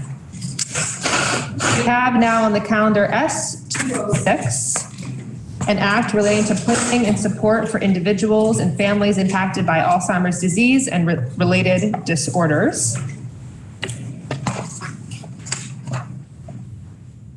The House has proposed to the Senate to amend the bill as set forth on page 3440 of today's calendar. And the underlying question is, shall the Senate concur with the House proposal of amendment on S 206? The senator from Addison is recognized for the report of the Committee on Health and Welfare. Thank you, Madam President. It's, the amendment is on page 3607, I think, if I have the right calendar. Yes. And the House proposed 2 instances of amendment on this bill, which you may recall is about planning and support for individuals and families impacted by Alzheimer's disease and related disorders. First, in section 5 of the bill, they proposed, we had proposed a report back from the Department of Aging and Independent Living and the Department of Health to provide us with information about support for a position. They actually just wrote that up and made it the Agency of Human Services, which makes a lot of sense. So AHS would report back on behalf of their 2 departments. And then the second instance of amendment is to create a missing persons with Alzheimer's disease response communication plan. And this is a very good idea. As you know, people with Alzheimer's can sometimes be confused and get lost. And this is just creating recommendations on how to broadcast and provide alerts for people who may be missing if they have Alzheimer's and related disorders. So your Committee on Health and Welfare approves these amendments from the other body and asks this Senate to concur. Thank you, Madam President. The question is, shall the Senate concur with the House proposal of amendment on S-206? Are you ready for the question? All those in favor, please say aye. Aye. Those opposed, nay. The ayes have it, and you concur with the House proposals of amendment on S-206. I see that the Senator from Bennington is with us, so we will return to H-729. An act relating to miscellaneous judiciary procedures. It was read for the first time on March 29th. The Committee on Judiciary, which reports it has considered the bill and recommends the bill be amended as set forth on pages 3590 to 3605 of today's calendar, and that when so amended, the bill ought to pass. The bill was then referred to the Committee on Finance, which reports the bill should be amended as recommended by the Committee on Judiciary, and that when so amended, the bill ought to pass. Finally, the bill was referred to the Committee on Appropriations, which reports that the bill should be amended as recommended by the Committee on Judiciary, and when so amended, the bill ought to pass. Please listen to the second reading of H-729. H-729. An act relating to miscellaneous judiciary procedures. The Senator from Bennington, the Chair of the Committee on Judiciary, Senator Sears, is recognized for the report. Thank you, Madam President. This is not really an exciting bill, but it, as always, the miscellaneous judiciary bills do. It contains mainly technical amendments related to judicial procedures. Section 1 and 2 are purely technical changes and cross-references in statute. There are 2 places in existing law to cross-reference a court rule that has been repealed and replaced with a new rule. So section 1 and 2 fix the cross-references, so they now refer to the correct judicial rule. Section 3 concerns the process for obtaining temporary relief from abuse orders. In Act 110 of 2018, the legislature enacted procedures that permitted a victim to obtain a temporary relief abuse order out to try to work hours on nights and weekends. This procedure removed the need for the victim to have the affidavit notarized in person and instead permitted the affidavit to be affirmed over the phone by a person authorized by the court to do so. Section 3 simply permits that same process to be used for temporary relief from abuse orders issued during normal court hours so that the victim can choose to affirm the affidavit over the phone during regular business hours as well. The Senate Judiciary Committee made an additional change to Section 3 from the House version to clarify that the language used to affirm the affidavit over the telephone is the same language used in the affidavit form itself. The committee also added Section 4 to make the same language change with off hours calculated as well. Section 5, 6, 6A, and 7 are all related to the proceedings for sealing of criminal history records. These sections are also contained in H534, an act related to sealing criminal history records, and they're included here in the miscellaneous bill as well, in case H534 does not pass the other body. An additional amendment will be offered later to ensure that the language in both bills is completely consistent. When the court issues an order to seal the record, current law contains a list of parties and entities who must be provided with notice of court order. Section 5 simply adds one more entity to that list, the restitution unit for the Vermont Center for Crime Prevention. Section 6 makes it a civil offense subject to a penalty of not more than $1,000 if sealed criminal history records are knowingly disclosed without authorization, the state or municipal employee or contractor or by any agent, including attorney or employee or contractor of that attorney. Section 6A is a technical change related to Section 6. So Section 6 creates a new civil offense in the Judicial Bureau for knowingly disclosed dealing criminal history records. The Judicial Bureau statute must also be amended to provide the Bureau with jurisdiction to hear those types of cases. Section 5A makes this conforming amendment to the Judicial Bureau jurisdiction. Section 7 addresses the fine fees that is charged in the current law for petitions to seal DUI criminal history records. The legislature had intended that the fee be charged only for adult criminal history records. However, some courts are charging for juvenile records as well. In response, Chief Superior Judge, the Office of the Attorney General, Vermont Legal Aid, and Vermont Legal Aid proposed the language in Section 7, which clarifies that filing fee is only charged for petitions to seal adult criminal history records, not for juvenile DUI records. Sections 8 through 31 of the bill make the same technical amendment. The Vermont Supreme Court has changed the title of the administrative judge to Chief Superior Judge. Actually, the bulk of the pages of the bill on duties, as a result, it was necessary to make the same change in all the statutes that refer to the administrative judge, sections 7 through 30 do this, changing the title to Chief Superior Judge in each case. Section 32 directs the Chief Superior Judge to report to the House and Senate Administrative Committee on December 1st, 2022 on practices for the collection of racial democratic data in court filings. Another Judiciary Committee bill this year, H546, that we will discuss later, is proposing to establish a division of racial justice statistics to collect racial demographic data for criminal court proceedings.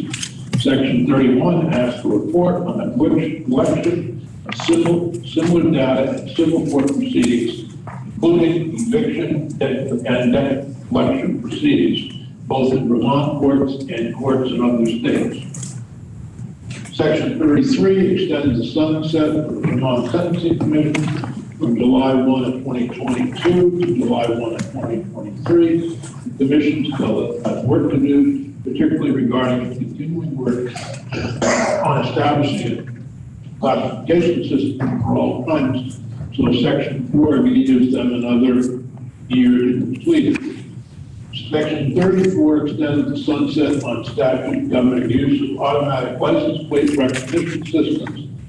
These statutes establish standards for the collection and storage of information obtained by law enforcement officers use of these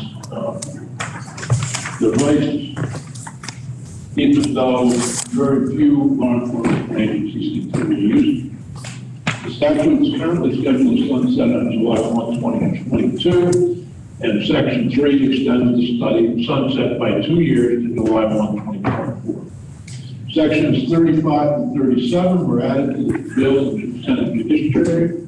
These sections include certain law enforcement agencies that have not been increased for many years. that currently sheriffs and constables charge $50 fee for service of process, which means serving court papers such as loss and subpoenas on parties and witnesses. Section 35 raises that to $75, and the sheriff's department retains 85% of the fees deducted, and 15% goes to the general fund. Section 35 establishes the same ratio for constables, so they also retain 85% forward, 15% of the general fund. Previously, constables did not share 15% of the general fund. Section 36, I should say currently they don't. Section 36 and 37 address fees for fingerprinting services provided to sheriff's departments and municipal law enforcement agencies. Fingerprinting is required. The law requires a person to undergo a criminal background check, such as when the person is being licensed as a teacher or applying to work as a substitute teacher, daycare center, when a person is seeking to adopt or foster a child.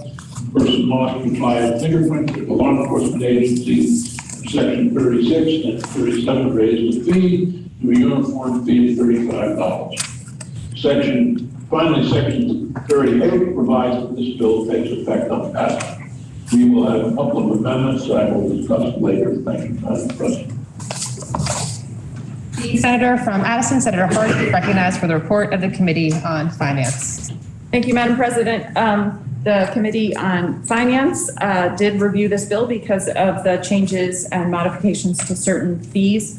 The presenter of the bill went over the details of the fees, so I won't repeat what he said. But the fee change for the various civil process services from the current rate of $50 to a new rate of $75. The fiscal impact to the general fund is anticipated to be $35,000 per year.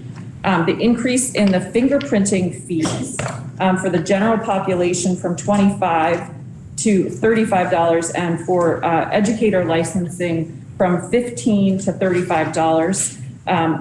It should be noted that these fees, I don't believe, have been increased since the 1980s, so they are quite old. But the annual impact to the general fund is anticipated to be $80,000 for those increases in the fingerprint fees. I will note also that the Finance Committee consulted with your Education Committee to make sure that they had a look at these fees regarding the teacher educator licensing, since that was jumping from $15 to $35.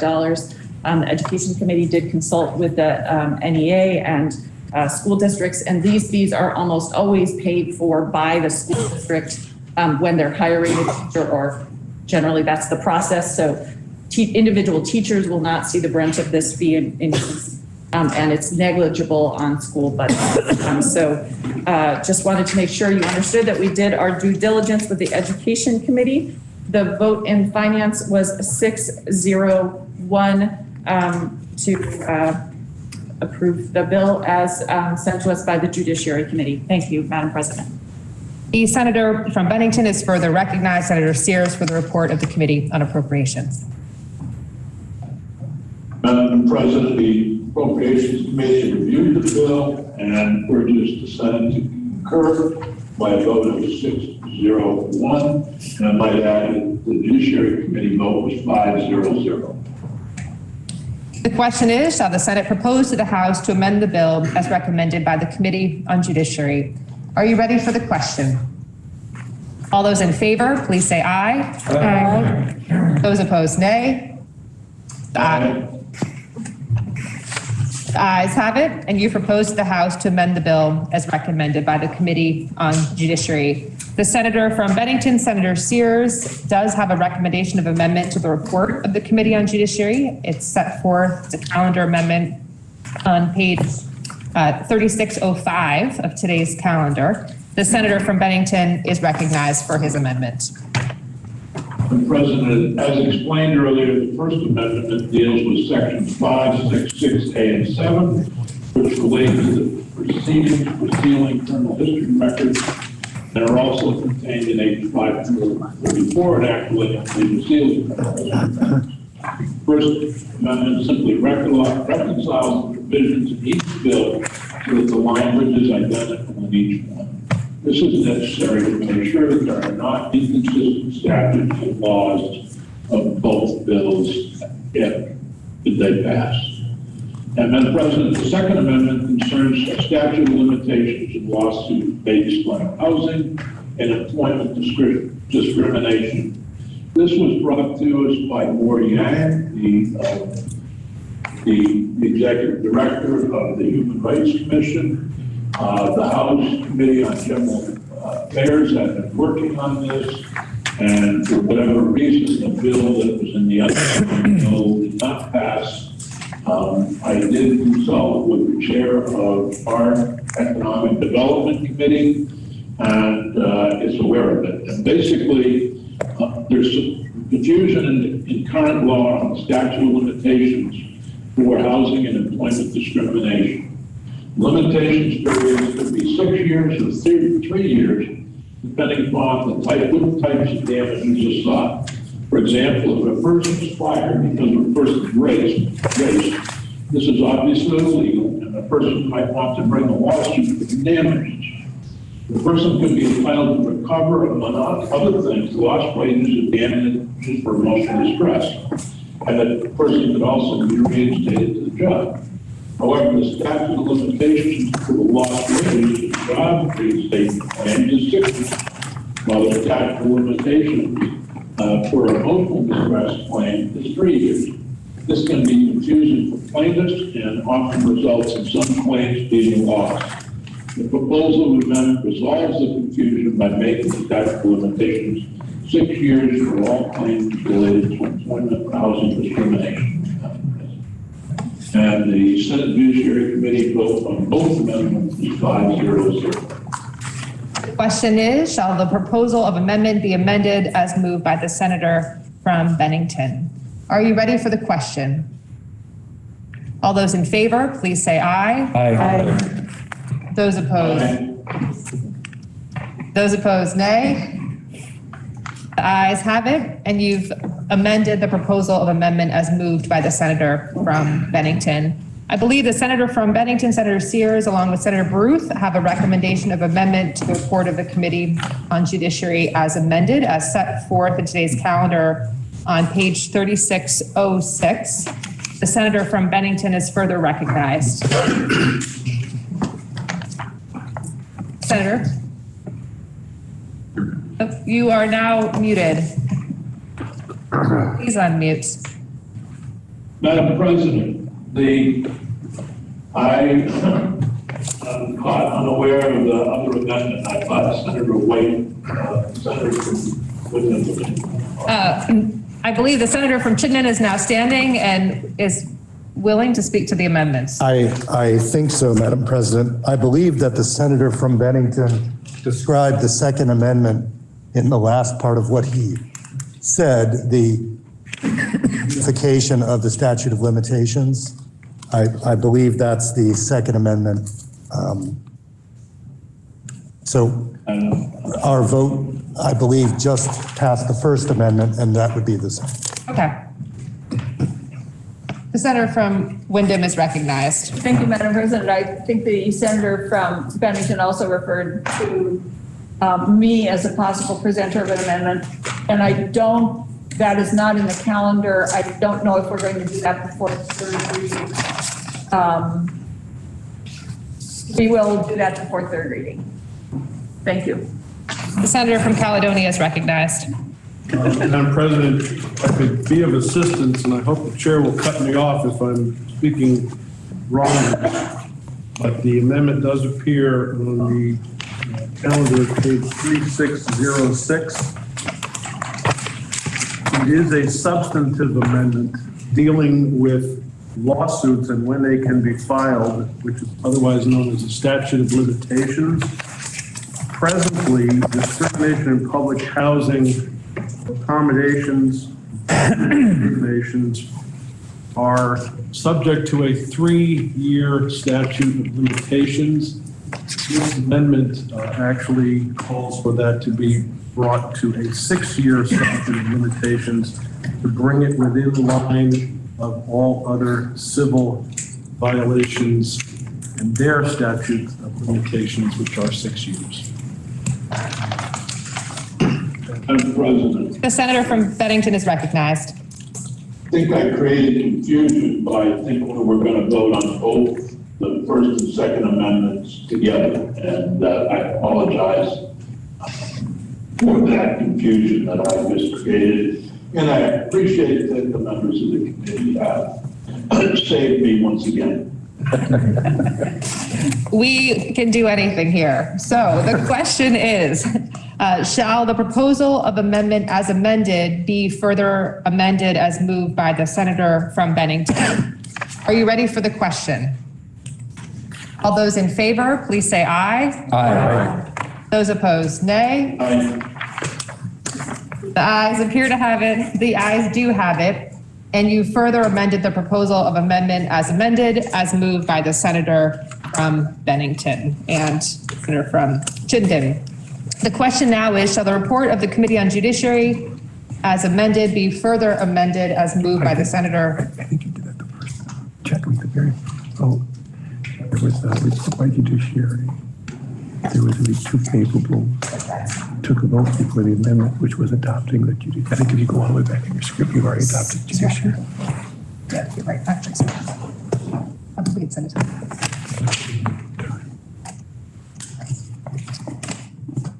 Senator from Chittenden is recognized. That was the wrong question. We can move forward to, so they'll be read for a third time. Okay, thank you, Madam President. There will be another amendment before third reading. I think there was confusion about who was going to bring it up. It was put on there by the Senate Judiciary Committee, Senate Government Operations, so the amendment and okayed the amendment and is in support of it, but that will be brought up before third reading because it is not here right now. Thank you. The question is, shall the bill be read for the third time? Are you ready for the question? The senator from Chittenden is recognized. Thank you, Madam President. May I inquire of the reporter of the bill? You may. Madam President, when I was in the other chamber, I also was the legal director for our domestic violence program in our county, and I was always struck doing relief from abuse orders every day that there is an entirely separate process in statute for relief from exploitation orders for elders. And before I inquire about whether or not there's now a parallel process for an elder to be able to access phone services to get an exploitation or relief from exploitation order, I was just wondering if the senator from Bennington knew if that's still a separate part of statute or that would also be taken care of by this amendment.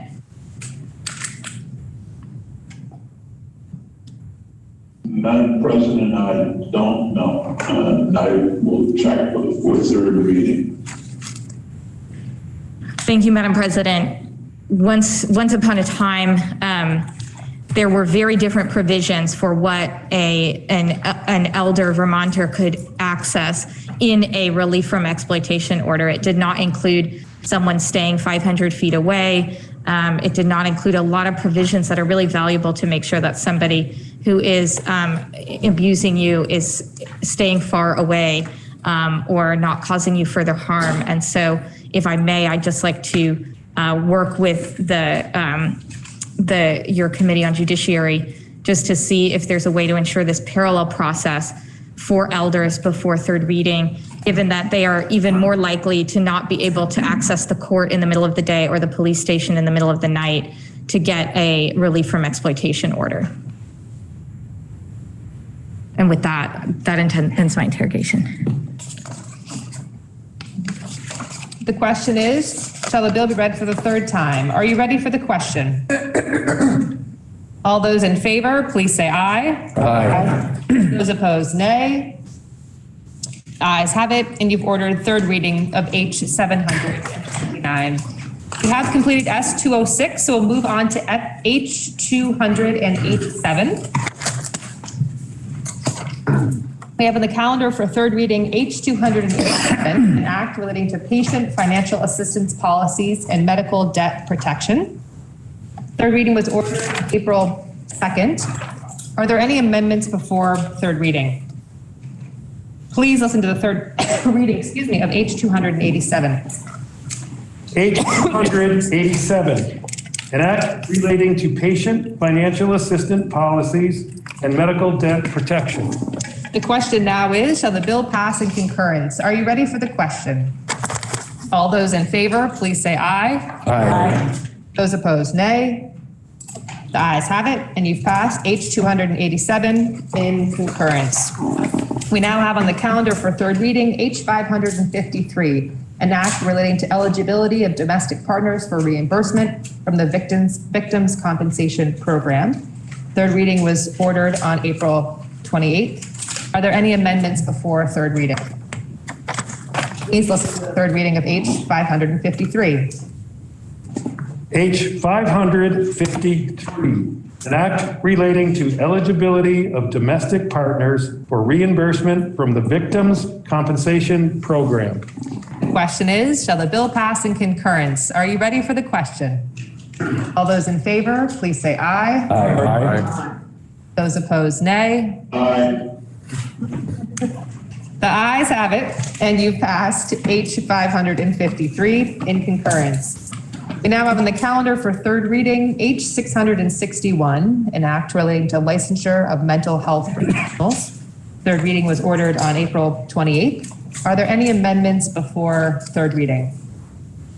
Please listen to the third reading of H 661.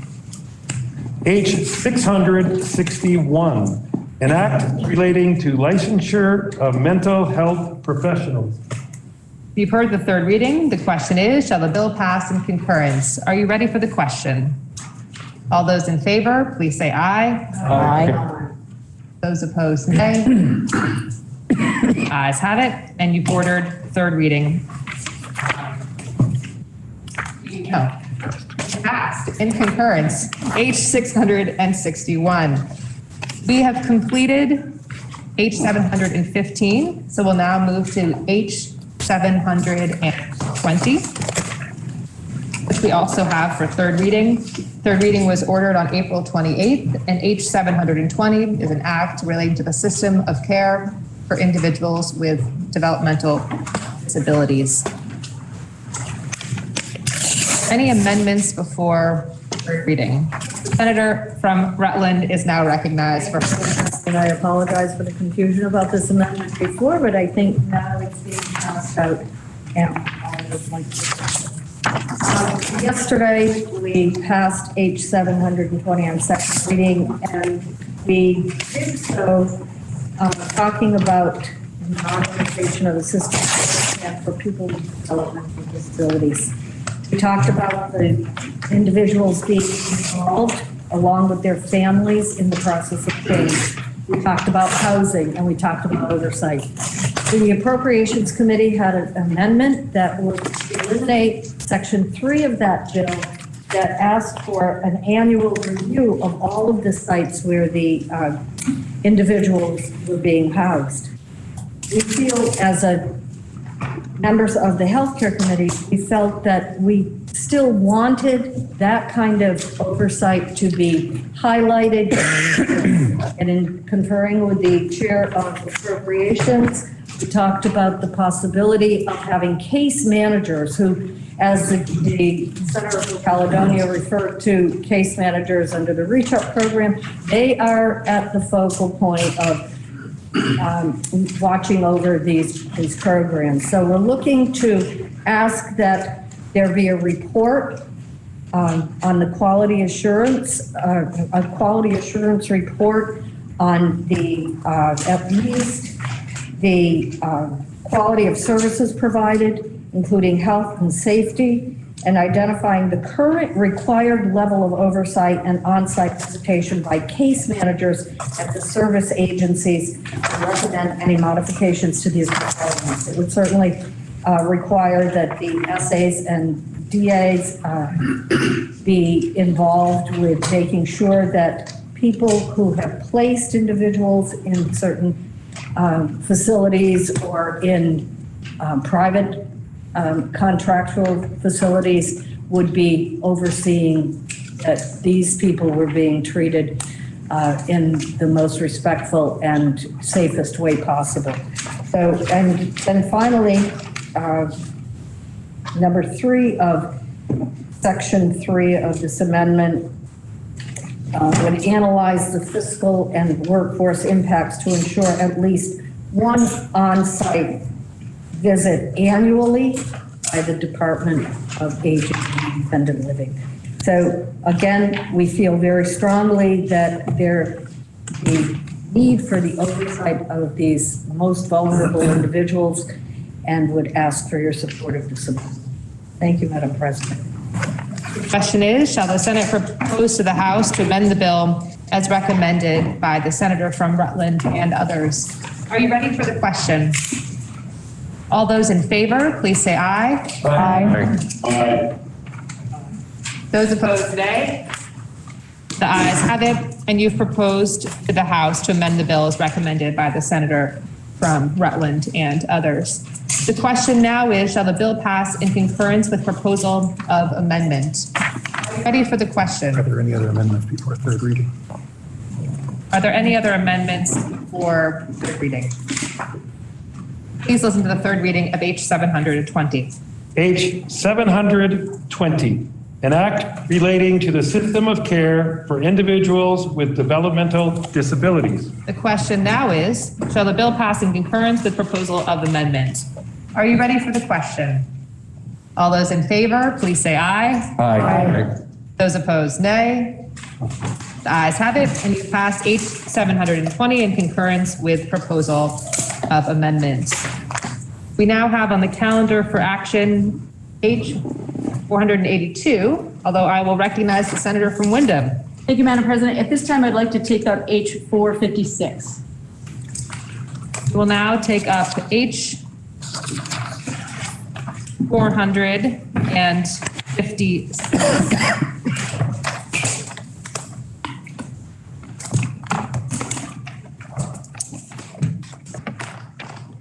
We have on the calendar for action H 456, an act relating to establishing strategic goals and reporting requirements for the Vermont State Colleges.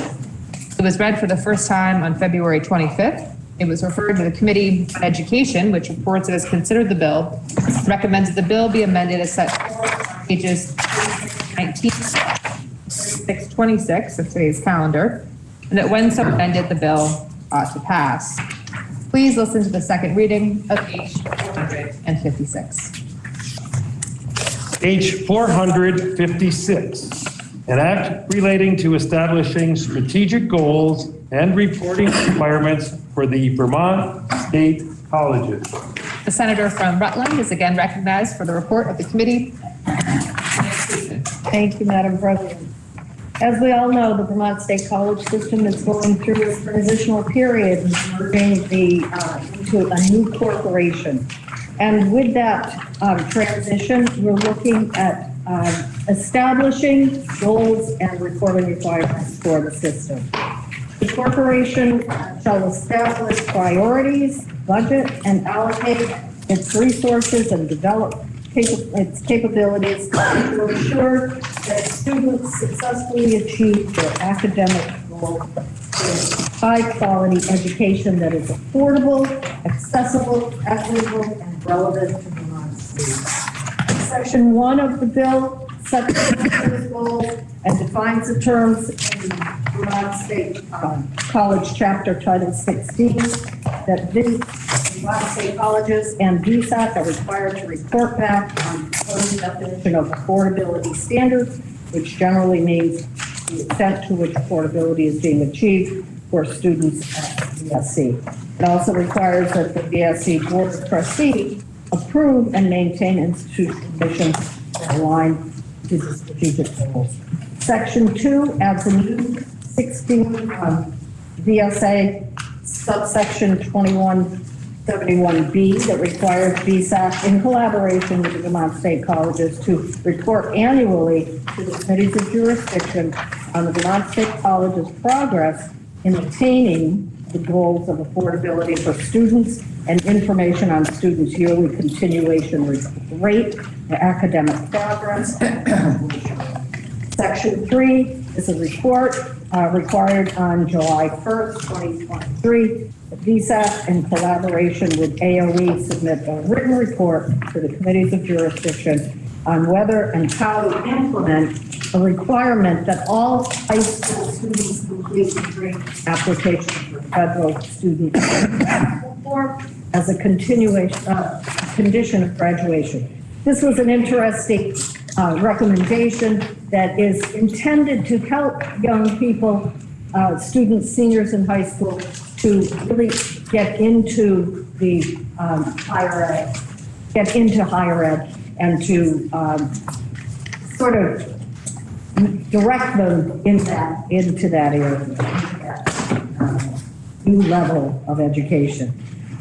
Section 4 deals with an amendment to 16 VSA 2171 to relocate into this subsection C of that section language that was added last session, having to do with the sale, lease, or demolition or disposal of property by state college system. And that was really kind of a housekeeping note, or housekeeping section. Section 5 repeals that section from where it was and places it into section mentioned. Section 6 is the affordability standard determination, requiring, again, on or before July 1st, 2023, VSAC and Vermont State Colleges recommend to the committees a definition of affordability standard. 7 is a section that amends 16 VSA again. This is the Board of Trustees at the Vermont State Colleges. It would add a member to the Board of Trustees, a member that would serve one term and just notes again, and be elected from the faculty or staff of the Vermont State College system. It also requires student appointments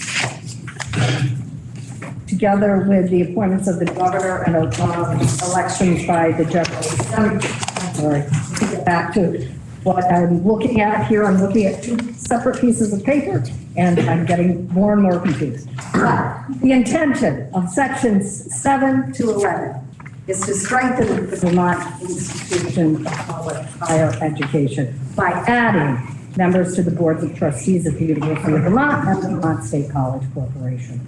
21% of colleges and universities of various sizes have faculty or staff representation. Like student trustees, they're elected from a constituency. But once elected, they have fiduciary responsibilities for the institution and the responsibility of acting in the best interest of the institution as a whole. Section 7 covers the Vermont State College system. It would maintain the 5 trustees appointed by the governor, add 1 student for a total of 2 students, maintain the 4 trustees elected by the legislature, maintain the 4 self-perpetuating trustees, and add 1 trustee, a member of the faculty or staff.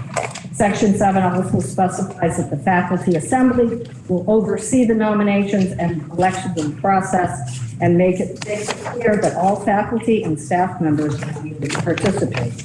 Section 8 changes the total number of the trustees from Vermont State Colleges from 14 to 16 and maintains the governor of Vermont as a trustee. Section 9 spells out the transition for the new trustees for the Vermont State Colleges, August 1st of 2022 for the new faculty, staff, trustee member, and September 1st, 2023 for the new student trustee.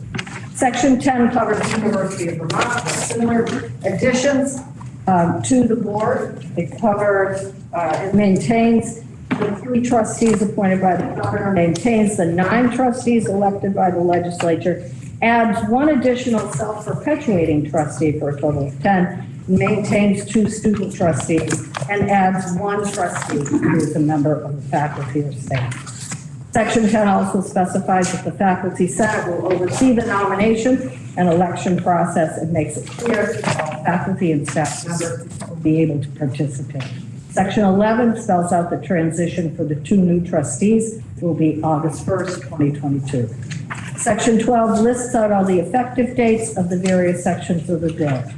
Believe that this bill will strengthen the University of Vermont and the Vermont State College systems by adding an additional trustee who will bring an additional perspective and will act in the best interest of the public higher education system in Vermont.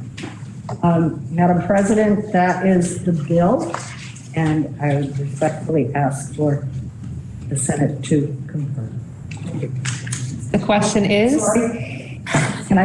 You may. Okay, sorry. The vote in committee was 6-0-0, but I do want to go step back to just make a comment that on sections 7 to 11, it was not a unanimous vote. However, the vote on the bill overall was unanimous. And we have several people who weighed in on this. Tom Burchett, Faculty Senate President from the University of Vermont, Heather Boucher, Deputy Secretary of the Agency of Education, Merrill Cargill, Vice President of Financial Aid Services, SAC, James Demaray, our own legislative counsel, Representative Kathleen James, who was the reporter of the bill from the House, Wendy Koenig from the University of Vermont, Catherine Lavassier from the Vermont State Colleges, Tom Little, Vice President and General Counsel for VSAC, Ron Lombrook, Chair of the Board of Trustees of the University of Vermont, Helen Mango, Professor of Castleton University, Senator who's the sponsor of the amendment presented to this bill, and Elizabeth St. James, our legislative counsel, as well as hearing from Chancellor Zadatny from the Vermont State. Thank you, Madam President.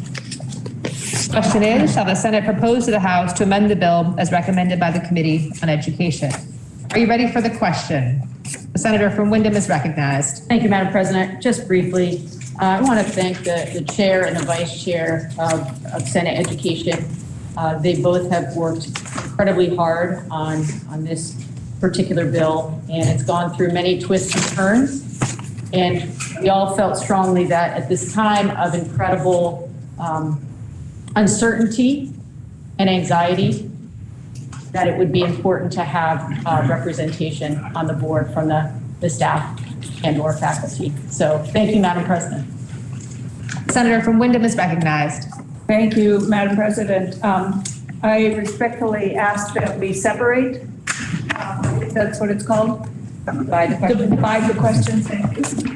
And vote separately on sections 7, 8, 9, and then separately on 10 and 11. And I'm saying this in the context of the conversation that we have had around a couple different bills here about respecting the work of the chair and springing things on them.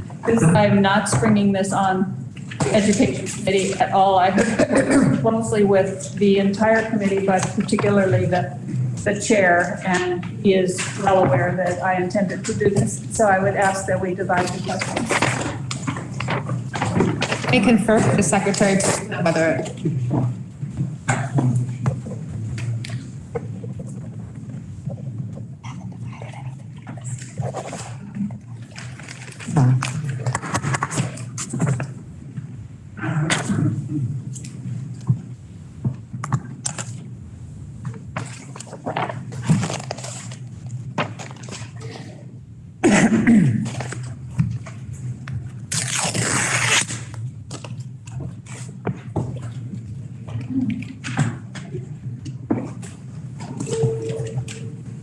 we have the wisest secretary. And he brought up a very important point, which is sections 1 through 6 should still be voted on. The question called. So if I may, the senator from Windham has moved to divide the question. First, we'll vote on sections 1 through 6. Then we will vote on sections, you will vote on sections 7, 8, and 9, and then there will be a vote on sections 10 and 11. Thank you, Madam Chair. That is exactly. Okay, so the first question is, shall the report of the committee on sections 1 through 6 be adopted? Are you ready for the question? The senator from Caledonia is recognized. May I inquire of the reporter? You may. In section 3, there's a report with VSAC working in collaboration to implement a requirement that that's all high school students complete the federal aid as a condition of graduation. There might be students whose plan are to go into the military, and it just seemed rather all-inclusive to have this as a requirement, regardless of what might be the that individual student's plan. We did talk a little bit about that, and the intent was to have the students, before they leave high school, to fill out the FAFSA to see perhaps what kind of financial aid that they could be entitled to, and to encourage those students to head in the direction of higher ed, and not to eliminate, certainly not to eliminate or to stand in the way of students who have other plans, but simply to make it as a requirement to help students understand what's out there for them as far as financial aid. Thank you. It's because it's a report, I would assume they would examine that. Exactly. The applicability for all high school students, regardless of what their future plans might be. Thank you. The senator from Bennington is recognized. Thank you. If I may just add to the senator from Rutland's great report related to that question is, as the senator from Caledonia mentioned, it is indeed a report. There's real significant concern about this, given confidentiality issues, things like that, and VSAC said that they would be taking all of this into consideration. I think the committee, to be honest, is mixed about if something were to come back, whether or not it would actually be implemented, but felt it worthwhile to study the question. Thank you, Madam President. The senator from Caledonia is recognized.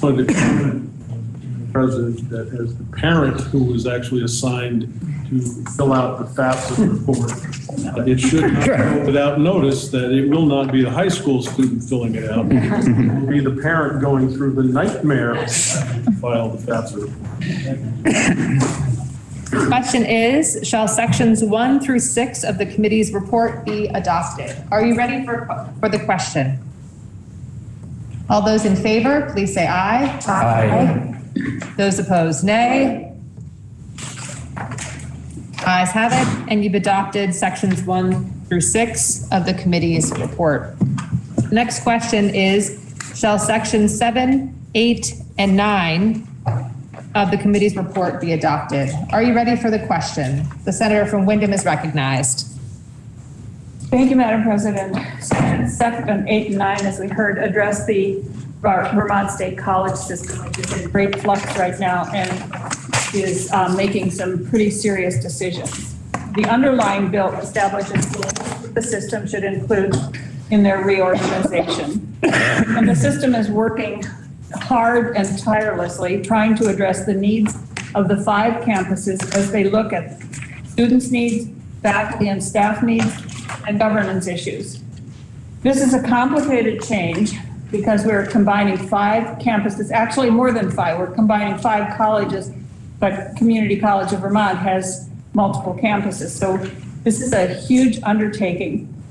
And they do need direction, not mandates. Yet these sections mandate the changes in governance and who should be on their boards before the system concludes its discussions.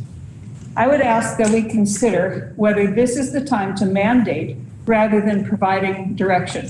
And I will be voting against sections 7, 8, and 9. Thank you. The senator from Caledonia is recognized. Thank you, Madam President. I join with the senior senator from Windham, concerned about this particular set of provisions. Adding a faculty member to the Board of Trustees, in my eyes, is very problematic.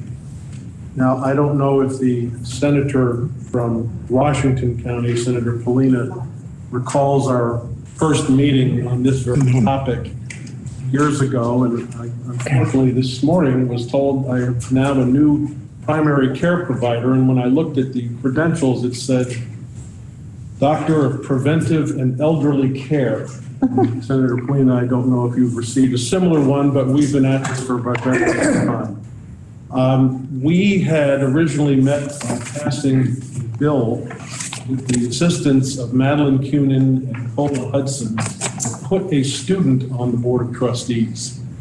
And when we did so, we also heard at that time a topic about faculty members being added. And the rationale at that time about it not happening was there was a concern about a conflict of interest being presented when a faculty member was making decisions on a Board of Trustees. I recognize the bill makes an attempt, a prophylactic attempt, to try to separate that individual from the voting that may be going on. But the overall mission of the Board of Trustees is to have a cohesive unit when approaching topics. And unfortunately, I cannot wrestle with the idea of a faculty member being part of that process. Accordingly, I too will be a set of provisions. Senator from Washington is recognized. Thank you, Madam President. It's specifically because of the transition that the state colleges are going for that I feel it's important to have the faculty voice on the board at this time. The time that they're reorganizing and creating this new university is why we want to have a faculty voice. The faculty obviously are essential to the operation. Any conflict of interest that they have are conflict of interest that these board of trustees deal with all the time. You can have business people that have economic interest with what the college is doing. The students could say have a conflict of interest on what they're paying for tuition. There's ex officio members that might have conflict of interest. Elected legislators might want to do something to get votes instead of the benefit of the institution.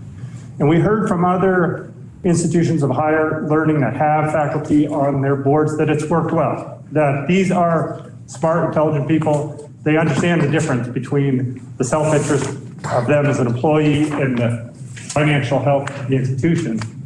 And I would say that they even have a greater sense of importance for the financial integrity of the institution, because that is where their paycheck is coming from. If they were to make a presentation that's kind of a penny wise and pound foolish, that's only hurting them in the long run if they're going to be residents of the community and employees of this institution. It's one member that, and I think it's what we need to do to allow the greater institution to make sure that voice is heard. We heard from the institutions that, oh, we already get their voice. We give them opportunity to be heard. But we heard from those that would go in front of the board that they don't feel heard. And there's a big difference, as I think everybody here can appreciate, to having a voice to weigh in and having a vote. And I specifically think it's very important that we give them a vote. Thank you, Madam President. The senator from Franklin is recognized. Thank you, Madam President. I speak from the experience of having served on 4 different college and university boards over the years. One of them federal, one of them state, and 2 of them private. In none of those institutions was there a member of the staff or faculty as a member of the Board of Trustees. And as I look at all the issues over all of those years that we dealt with, I'm glad that there wasn't. Because I think that as a trustee, having the independence of an independent board is important. And certainly listening to and collaborating with all of the constituencies that the board serves, I do believe that it would have been problematic in a number of incidents that we saw over the years for a member of the faculty to be part of it. I think that the trustees do need that. The senator from Chittenden is recognized. Thank you, Madam President. I rise today with fear of being between the members of this body and lunch, but it is important that I speak to this topic because, as some of you may know, that I have a previous role and a current role at the University of Vermont. Prior to joining this body, I was the Faculty Senate President at the University of Vermont. And for similar reasons to my colleague from Chittenden yesterday in rising in support for a bill introduced by the junior senator from Washington, he's a terrific guy, and he asked me to speak speak on this as well. So I'm speaking today in support of this language for the following reasons. I had original concerns with the initial versions of this bill, the version that called for the union to appoint members to the board in which they would negotiate working conditions. There has to be a separation and independence of a board and the organizations that they negotiate those terms with. That's a form of self-dealing and can create all sorts of concerns. This is different, and academia is different. In academia, there is an essential difference because faculty have primacy over the curriculum and the classroom. They have a responsibility to protect that and shield that environment from undue private or public influences. And so to that end, that's why I support having the faculty senate or the faculty assembly of these bodies select and appoint a member to this body to represent that academic freedom in pursuit of truth. So that's why I came around and support this, because this is an academic institution. I serve on a council. I used to be on a GMT board. We would not have an employee representing the union on our boards for those good reasons. But this is different to me, and that's why I raised this in support of it. The last thing I would say to the proponents of this bill, I really encourage you, if this passes, to temper your expectations. This is not going to produce drastic changes if it does pass. And to anyone that has concerns or opposition to this, if it does pass, I would just offer again that I don't think this is going to provide any drastic changes. What I do think it will do from my years at the University of Vermont, and I know this is on the sections for the Vermont State Colleges, but I would extend my experience to the relevance of these three sections, is I think it will produce a very useful conduit, a focal point, a place for the concerns and the representations of the classroom and the good work and research that faculty do at research productive universities to be part of that decision-making conversation, producing less friction, more communication, less concern, and I would argue good governance. Thank you, Madam President. The question is, shall sections 7, 8, and 9 of the committee's report be adopted? Are you ready for the question? The senator from Chittenden is recognized. Thank you, Madam President. I just want to pause and recognize the historic nature of this vote. I really appreciate that the Committee on Education is allowing us to take this opportunity to vote on such a monumental change. And as somebody who was the student body president in charge of the student trustee selection process at UVM, there are a couple reflections that I would have. Number one, we took our charge incredibly seriously, and the student body president, as people can imagine, I was a very different advocate. I played a very different role than the student trustees have played at UVM for so long. We treated our roles very differently. We treated the kind of leadership we brought to the table incredibly differently. We were advocating around tuition and costs, and that was absolutely not the role of the student trustee. And two, folks have heard in the 80s, the members who later became illustrious members of the Board of Trustees on the self-perpetuating board, heads of the UVM Foundation, were those very students in the 80s who opened the charter of the university and added those student trustees at a time that it was a very new idea to do that, at a time when the idea of students being on the board was questioned. And I've served with many members of this esteemed body on the UVM Board of Trustees, and we've always said that was a trustee who happened to be a student and not a student trustee. I think we can respect and honor in principle for those that we are now elevating with such privilege and distinction to our boards of trustees, that they will not be a faculty trustee or a staff trustee. They will be a trustee who happen to be a staff person or a faculty member. But I think that's a really important role to play, and one that shouldn't be lost on this body. Having served on the UVM Board of Trustees for 6 years, we benefited greatly when faculty and staff would join us for most of our meeting. And then when it came time to make decisions or to get down into the details and have deeper discussions, those folks had to get up and leave. And we no longer were able to benefit from their deep perspective of what's going on campus, whereas we retained students who were still sitting at the table to talk about everything from what they thought about who was chosen to speak at graduation to the rising cost of laundry on campus. And so those trustees will be able to stay and be a part of the conversation. And not only that, but it's very difficult for staff and faculty who are so critical to the campus climate and culture to always know what's happening on the Board of Trustees.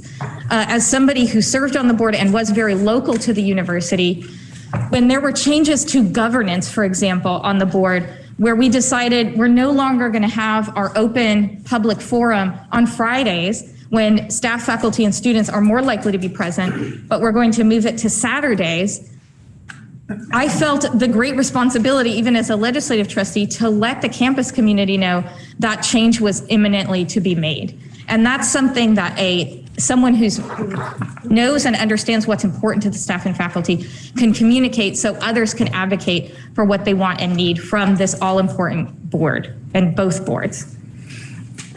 Finally, the last thing I want to say is I cannot wait for these members to be appointed. This person will become indispensable to the Board of Trustees. You know, we as trustees, we don't negotiate the contract directly. Of course, one of our very important jobs is hiring and firing or just making employment decisions and review decisions around the president or the chancellor of our systems. But in so many ways, not having someone who's associated with the campus community who's there for a full 6 years can be incredibly detrimental. The student trustees at UVM are only there for 2 years.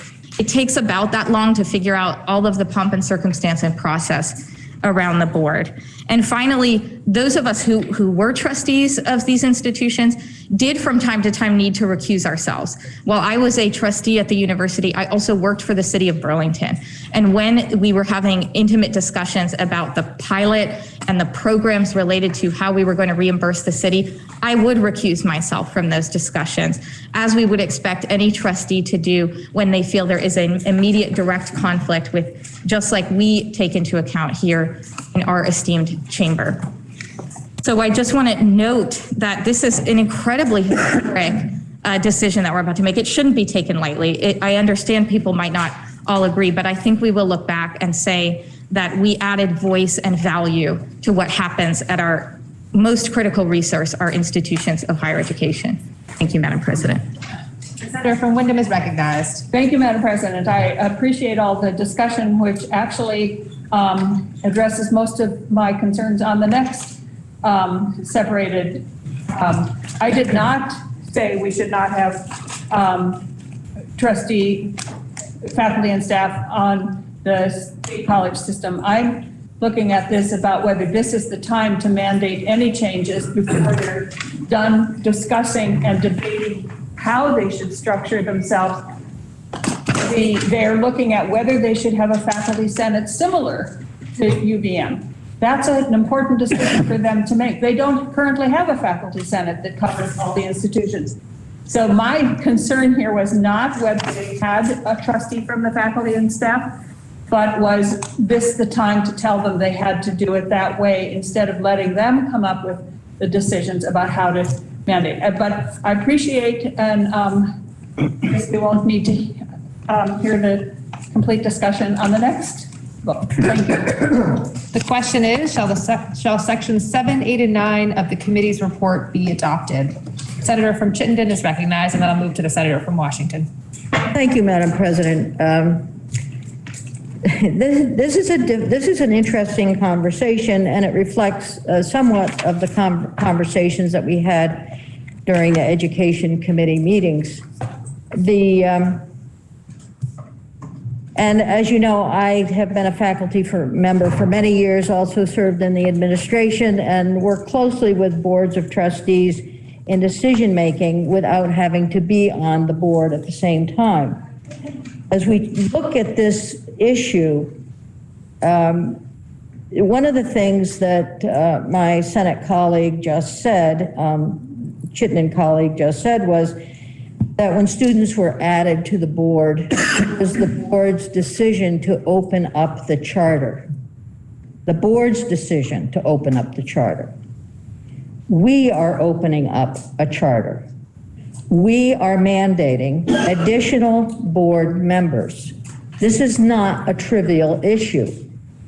And I do believe that the Vermont State Colleges at this time, as we have indicated, are in transition, and have also during our committee meetings indicated a willingness to look at how they can provide greater inclusion for faculty and staff in decision-making. At this time, I have to agree with my colleague from Wyndham about not proceeding with this step. I was one of those in the minority when we put this into the bill. It is not that I don't think the faculty voice is significant and important to decision-making on the Board of Trustees. But I do think it's not time, and it's not us who should be opening up the charter. We had discussed directing the Vermont State Colleges to look at their bylaws. What can they do to improve relationships? There's a lot more that can happen in addition to this. Will this cure the problems? We've heard no, it won't. It won't. We'll add a faculty member, we'll add a student, but it's not going to solve the problems that exist during this very difficult time for the Vermont State Colleges.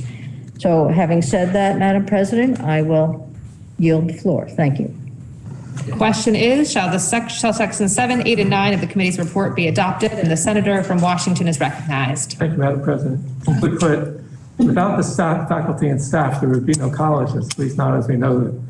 These are the folks who do the work. They make the faculty, they make the colleges what they are. Madam President? The senator from Wyndham is recognized. Point of order, we've lost our feed. Yeah. The Senate will stand in a brief recess until the fall of the gavel.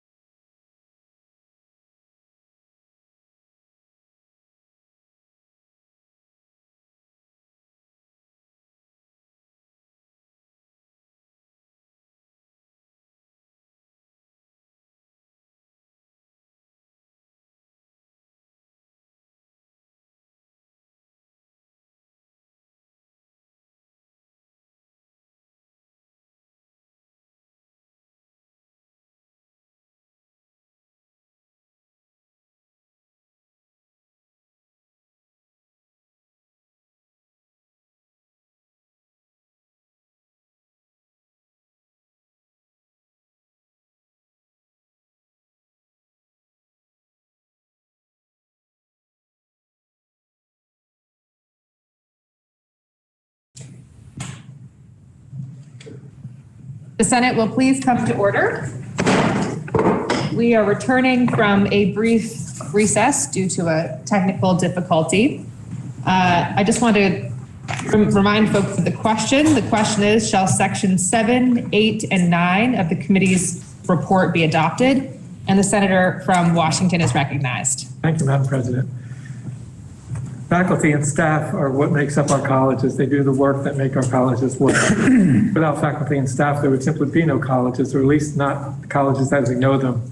In some ways, you could argue that students might be better off without any kind of oversight at all, so they could just follow their hearts. But clearly, faculty and staff are what make our colleges what they are.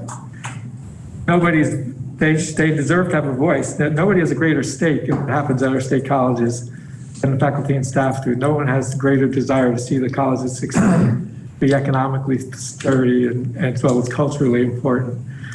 Nobody's voice is more important in making these kinds of decisions. I would argue that not only should their voices be heard, but their voices should be heard particularly during this time of transition.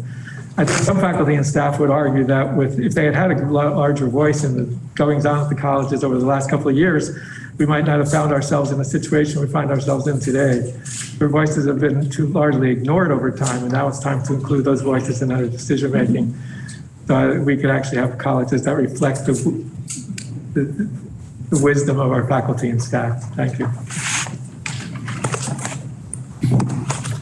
The senator from Bennington is recognized. Thank you, Madam President. I just wanted to acknowledge as the chair of the committee, the good debate that we've had today, as well as the good debate in committee. I was one of those in the minority, but I respect the majority of my opinion. Yes, absolutely. But in this case, I also deeply respect the passion and commitment my committee members brought to this issue. And I just wanted to say thanks to them as well as to everybody for the thoughtfulness that this conversation has turned out to be. Thanks, Madam President. The senator from Caledonia is recognized. Thank you, Madam President. I'm cognizant that the hour is getting late and that I've already spoken once on this issue. I wonder if I might inquire of the presenter of the bill. Okay. Madam President, you had indicated a list of witnesses who the committee had heard from, and did the committee hear from any of the current members of the Board of Trustees? We did. We heard from the chair of the Board of Vermont State Colleges. We heard from the chair of the University of Vermont. And Madam President, did you hear from the Chancellor's Office of the State College? We did. We heard from the Chancellor's Office. We also heard from Wendy Koenig from the University of Vermont. Did any, Madam Chair, I'm going to preface this remarks by asking you to disassociate UVM witnesses that you heard from the Vermont State College witnesses that you heard from. Ask this question: did anyone from the Board of Trustees or the administration of either the colleges or the Chancellor's Office indicate that they wanted to have a faculty member on the board? They did not. Thank you, Madam President. Madam President, I appreciate the remarks of the senator from Washington, who we both joined this institution at a time when we did get a student elected to the Board of Trustees, and I happen to be that student who was elected to the Board of Trustees. And with all due respect to all of my colleagues who are associated with the UVM, these are two completely different organizations, vast differences between them, both by way of financial resources and responsibilities at the current time.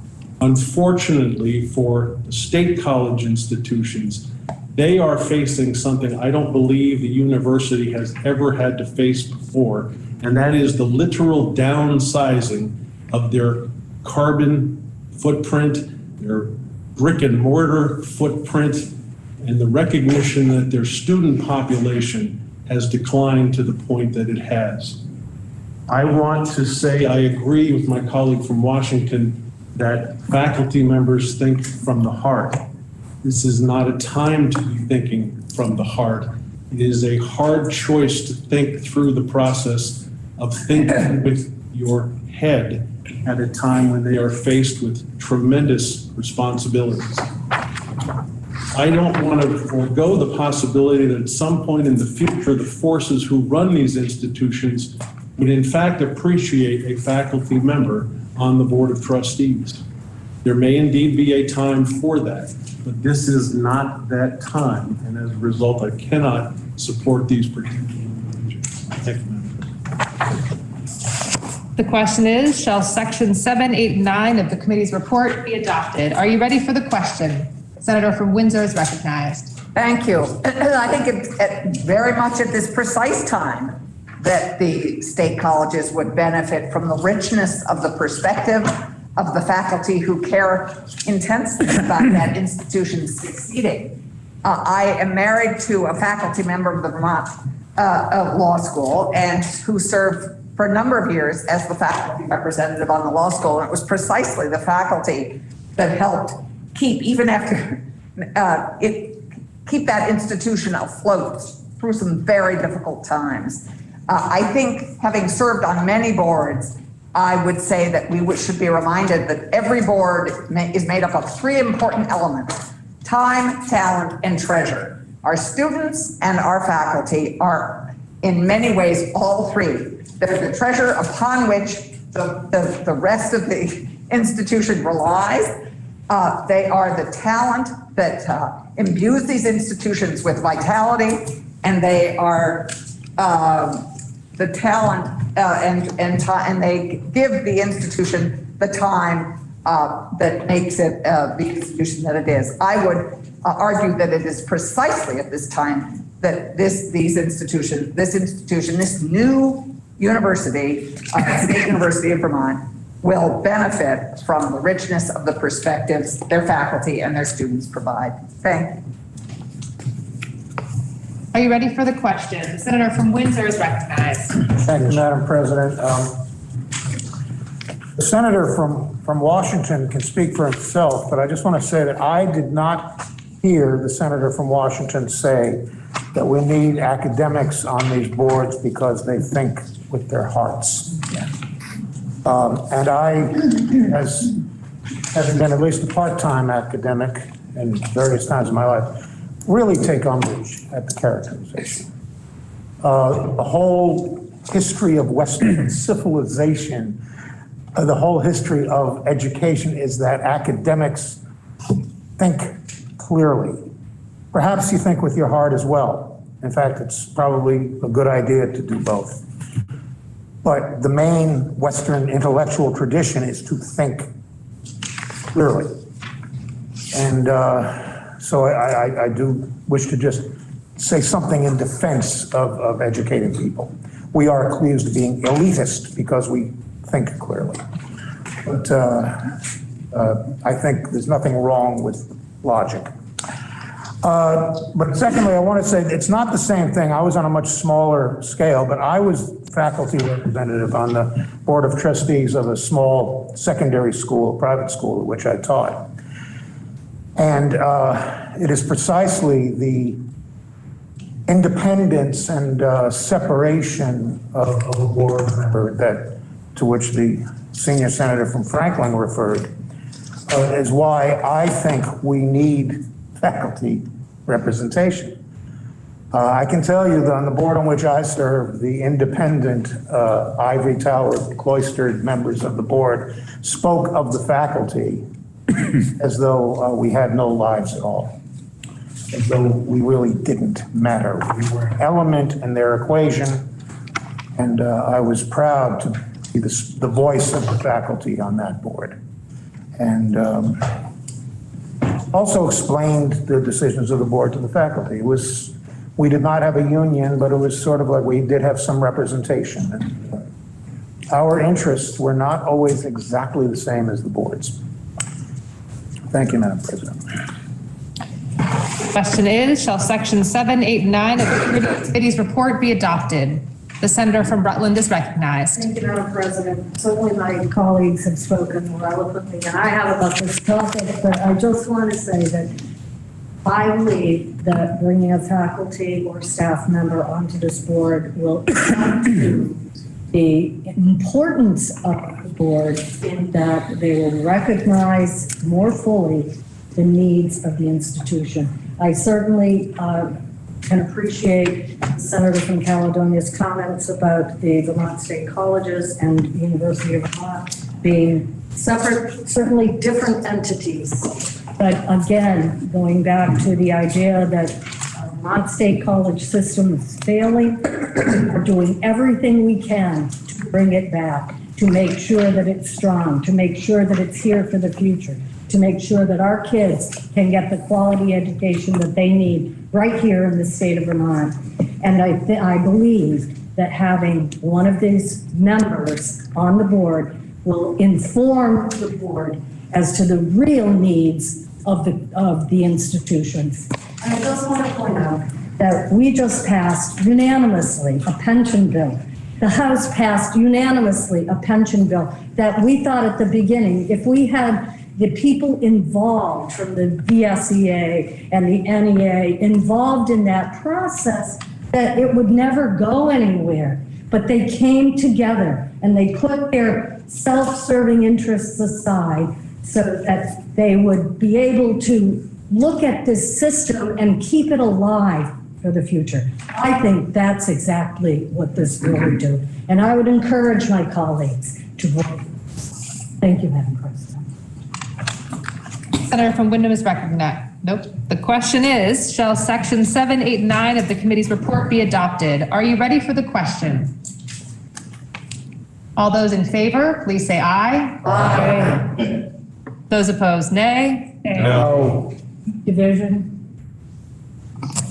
A division has been requested by the senator from Rutland. All those voting aye, please stand. Point of inquiry, ma'am. I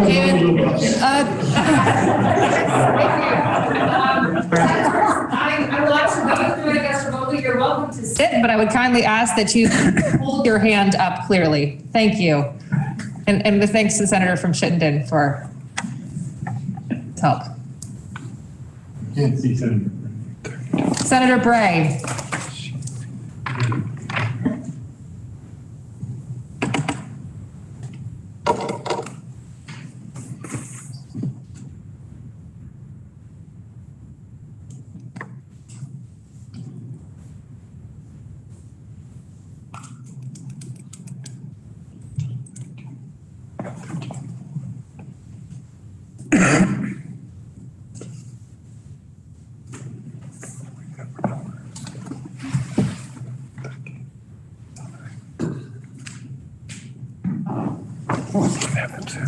You may be seated. Those voting nay, please stand or raise your hand.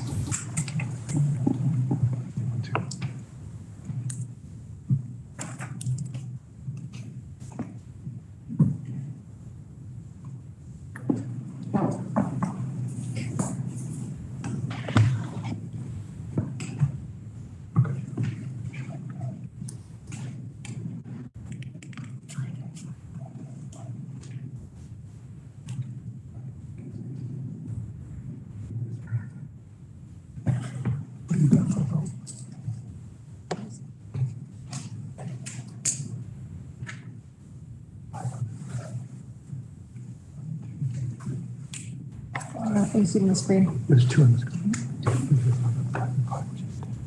Oh, wait, we're not ready yet. If you didn't stand for either, is that an abstention?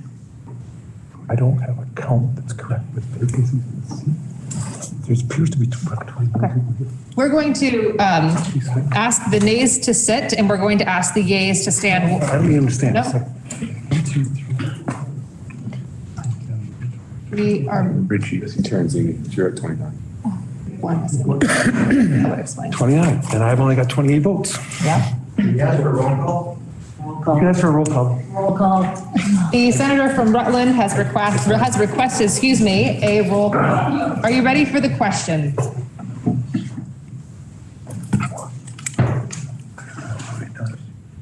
I got 29 people, 120.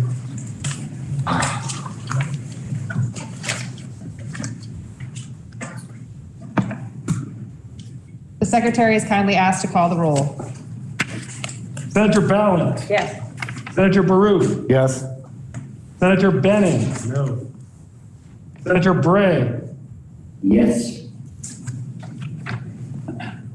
Senator Brock. No. Senator Campion. No. Senator Chittenden. Yes. Senator Clarkson. Yes. Senator Collmore. Yes. Senator Cummings. Yes. Senator Hardy. Yes. Senator Hooker. Yes. Senator Ingalls. No. Senator Kitchell. Senator Lyons. No. Senator McDonald. Yes. Senator Mazza. No. Senator McCormack. Yes. Senator Nitka. Yes. Senator Parent. No. Senator Pearson. Yes. Senator Perschlick. Yes. Senator Polina. Yes. Senator Ram Hinsdale. Yes. Senator Sears. Yes. Senator Saratkin. Yes. Senator Starr. Yes. Senator Terenzini. Senator Westman. Yes. Senator White. No. Senator Terenzini.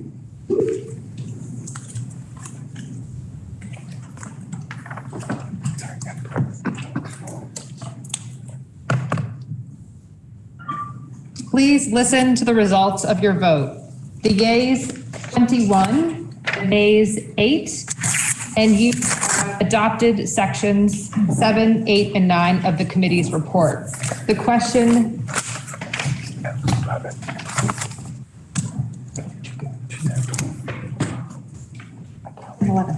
And 12. And 12. Because of the effective. Got it, thank you. Yes. The next question is, shall sections 10, 11, and I've added 12 be adopted by the Senate? The senator from Washington is recognized. Do we want to vote on the effective dates? I assume we would vote on the effective dates separately, because if this motion went down, then we wouldn't have effective dates. The secretary has informed me that we should take up 12 now as well, but if. Well, we can do it separately. Have it with everybody. But we can do it separately either way. Are you requesting separately? Just a point of order. I wasn't sure if we voted no, what we would do about this. The point of order is well taken. The senator from Wyndham is recognized. Thank you, Madam President, for sections 10 and 11. Yes. Okay, thank you. We will first take 10, 11, and then we will vote on 12. Okay. So the question is, shall sections 10 and 11 of the committee's report be adopted? The senator from Thank you, Wyndham. Madam President. So many of the arguments, both for and against, that were just given are hopefully not going to have to be completely repeated on this amendment. And I'm addressing this from a slightly different perspective. My perspective on the other one was the time to mandate changes. My perspective on this one is as a former trustee. And this makes up changes to the UVM board. And as was pointed out from the senator from Chittenden, when we elected students, the charter was opened by the board itself, and it was the board itself that did that. We are opening up the charter here. This makes two changes to the board at UVM. And if we remember, there are two boards, actually probably three boards at UVM. There's the board of the whole, then there's the self-perpetuating board, which is the board of UVM. Then there's the elected representatives, elected trustees who make up the board for the State Agricultural College. And they, together with the other members, make up the board of the whole. So the two changes here, first, to add one member elected to represent the faculty and staff to the board of the whole. And we've most of the arguments that I heard from people were that it is really, really, really important to have faculty members on the board. This does not say elect a faculty members. This says elect a faculty or staff member.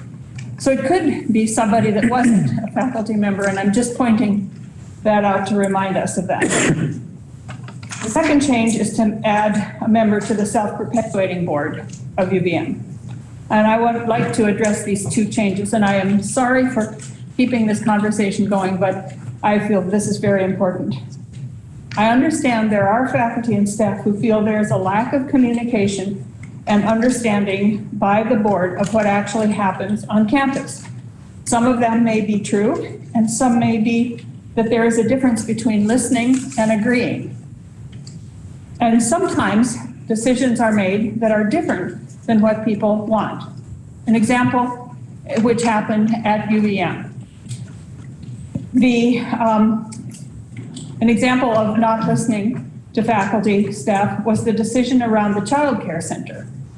Faculty opposed closing the center, but the board heard that it was costing the university $600,000 a year to maintain that daycare center, and that most of the users were highly paid medical staff. The board felt for these reasons it could not justify the yearly losses. And so there was recognition of the position of the faculty, but the decision did not support that position.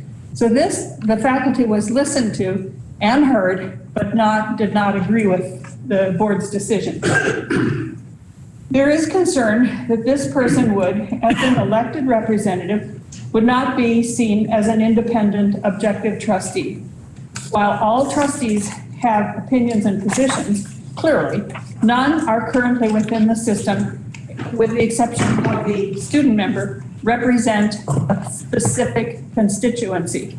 This would make this member different from the other trustees because they would represent a very particular constituency. And as I listened to the testimony, I wasn't in the committee, but I watched it on YouTube of most of the presentations, most of the testimony. And also as opposed to all other trustees that are voluntary and independent, this person would be paid and an employee of the university.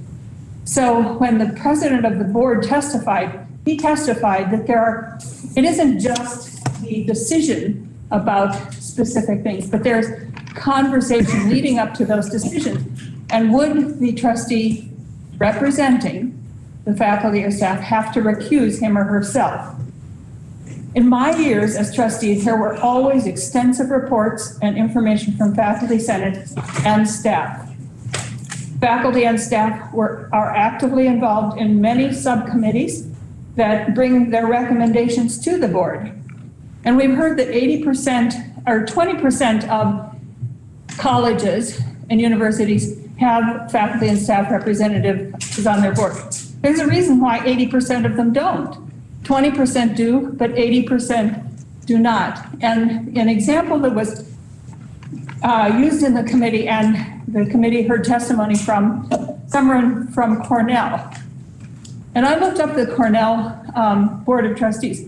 There are 65 members, not 25, there are 65. And there's a very small leadership committee, it's called, which sounds like it might be an executive committee, but it's called a leadership committee. My guess is that most of the decisions are actually made by the leadership committee, because having real meaningful discussions by a board of 65 members just does not seem feasible. The second change is to add a member to the self-perpetuating board. I have no idea where this idea came from. The self-perpetuating board spoke against it. The board chair spoke against it, and it just appeared out of nowhere. So no one from the board asked for it. The testimony was opposed it. The chair spoke of the difficulty of recruiting their members to the self-perpetuating board. It is a ton of work to be on the UVM Board of Trustees. And they were confused by why the legislature would then add another trustee without any input from the private board at all.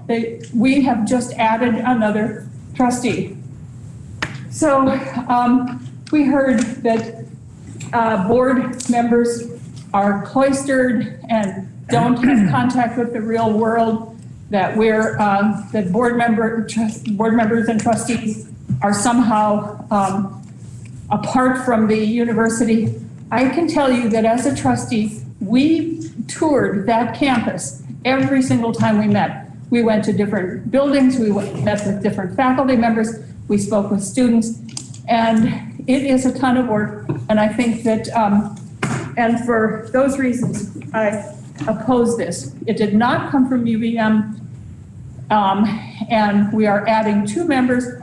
One was requested in an original bill. Actually, there were 4 added in an original bill, or 8, I think. And it's down to 1. And then we're adding another person to the private board at no request of the board at all, and just willy-nilly deciding to add 1 member. And I don't understand why. I have not ever been given a justification for that. And so I oppose sections 10 and 11. Thank you. Senator from Chittenden is recognized. Madam President, I apologize again at such a late hour over the lunch, but since Madam President, questions were raised about perpetuating trustee, I would like to just speak to that very quickly. So as I stated in my previous role at the university, which I've worn many different hats at UVM going back over the decades, but in one of those it had been in governance, and I knew the previous board chair, David Daigle, and David Daigle spoke before this legislature, as I recall, it was before my time here, that he did in fact advocate for more self-perpetuating trustees and fewer legislative trustees. In my conversations with Board of Trustees members, this is an important role. The self-perpetuating trustees bring a perspective, they bring opportunity, they bring advancement for the university and connections. And so that notion was my idea. I did put it forward. I had hoped that there would be support from the University of Vermont board. I'm disappointed that we couldn't get to a place where the board saw value in this, but as per previous reasons stated, I still see merit in giving another opportunity for an alumni or other individuals that care about UVM to take part in this important body. And so that notion did come from me. The senator from Windham is recognized. Thank you, Madam President. I'm going to give some response to that about I just lost my train of thought. My brain is like a skylight.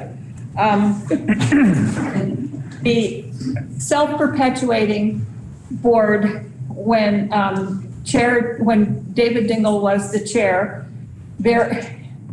and I'm maybe speaking out of school here, but from my years on the Board of Trustees, there has always been an undercurrent of making it a private school.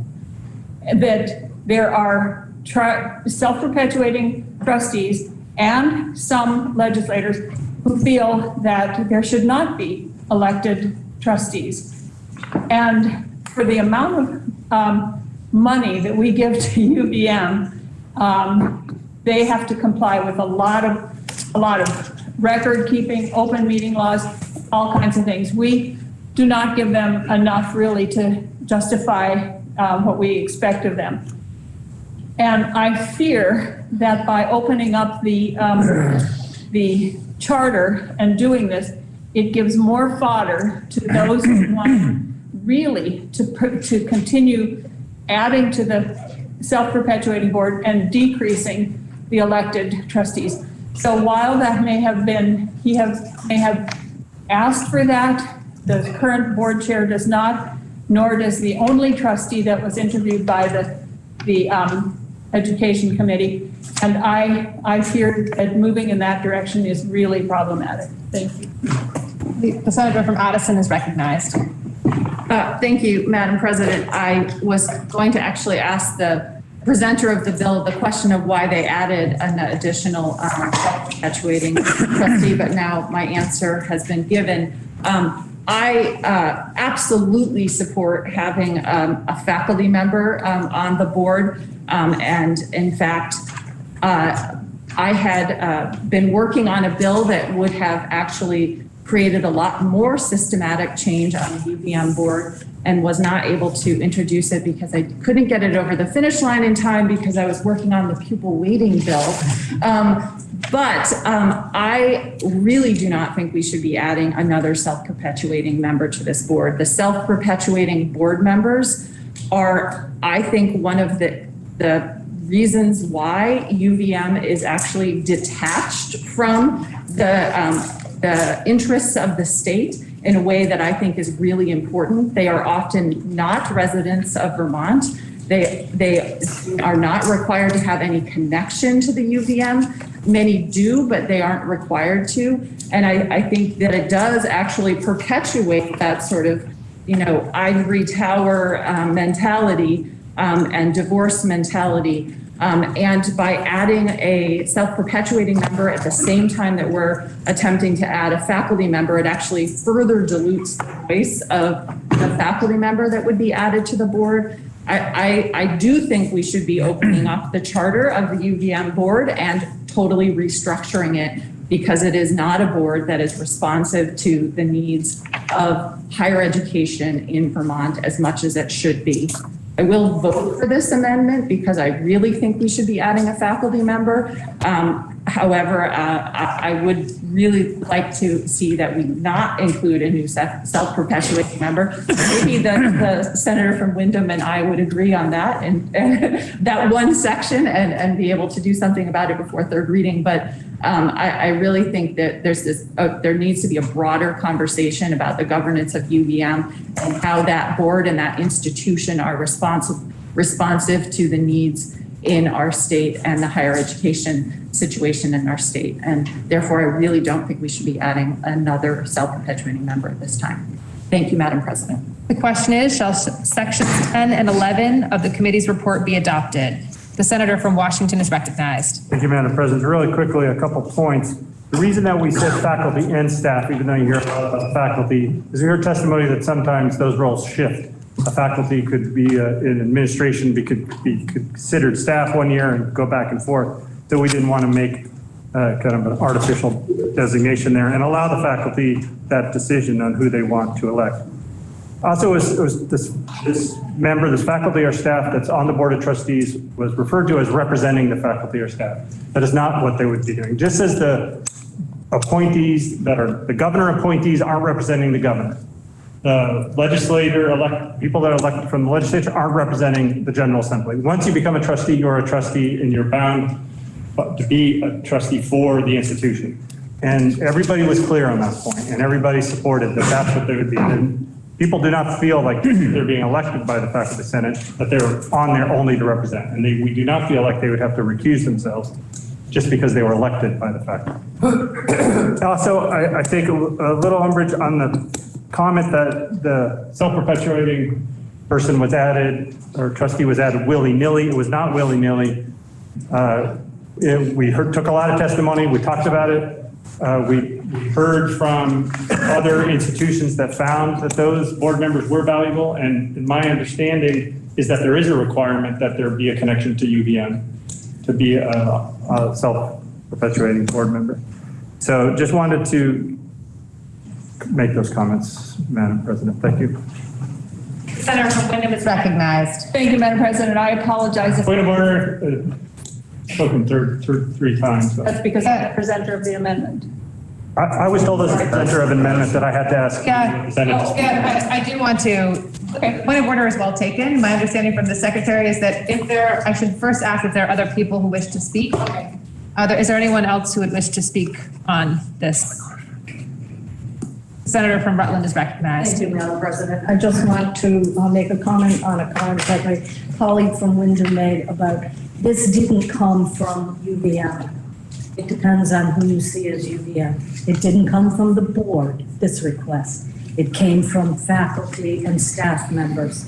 And they, I believe, as the senator from Washington pointed out, are really the foundation of the university. So. Thank you. Question is, shall sections 10 and 11 of the committee's report be adopted? Are you ready for the question? The senator from Windham is recognized. Requesting permission. Without objection, you may. I'm just going to make a small comment. I apologize for using the word willy-nilly, and that was unseemly of me to do. I do agree with the senator from Addison about adding the person, but I disagree with the reasons presented. And I do say that I watched the presentation by the faculty president, and I'm not sure, I don't remember his name, but he very clearly said, we need to be there to represent our constituency. And I do understand that people can, when they become a board member, they adopt a different attitude, but he very, very clearly said, we need to be there to represent our constituency. I watched it about 3 times to make sure I understood. The question is, shall sections 10 and 11 of the committee's report be adopted? Are you ready for the question? All those in favor, please say aye. Aye. Those opposed, nay. No. The ayes appear to have it. Roll call. The senator from Rutland has requested a roll call vote on sections 10 and 11 and whether they should be adopted.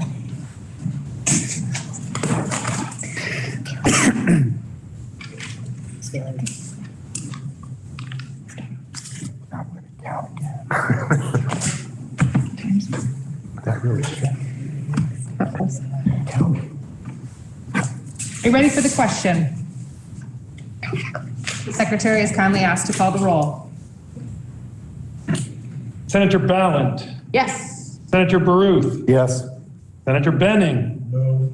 Senator Bray. Yes. Senator Brock. No. Senator Campion. No. Senator Chittenden. Yes. Senator Clarkson. Yes. Senator Collmore. No. Senator Cummings. Yes. Senator Hardy. Yes. Senator Hooker. Yes. Senator Ingalls. No. Senator Kitchell. Yes. Senator Lyons. No. Senator McDonald. Yes. Senator Mazza. No. Senator McCormick. Yes. Senator Nitka. Yes. Senator Parent. No. Senator Pearson. Yes. Senator Perschlick. Yes.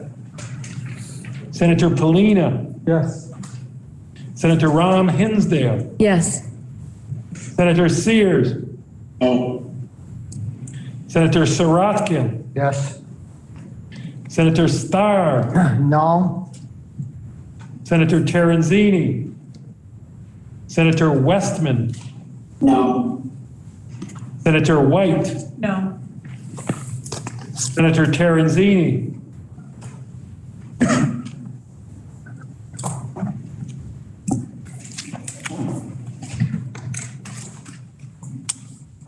Please listen to the results of your vote. The yeas 17, the nays 12, and you've adopted sections 10 and 11 of the committee's report. The question now is, shall section 12 of the committee's report be adopted? Are you ready for the question?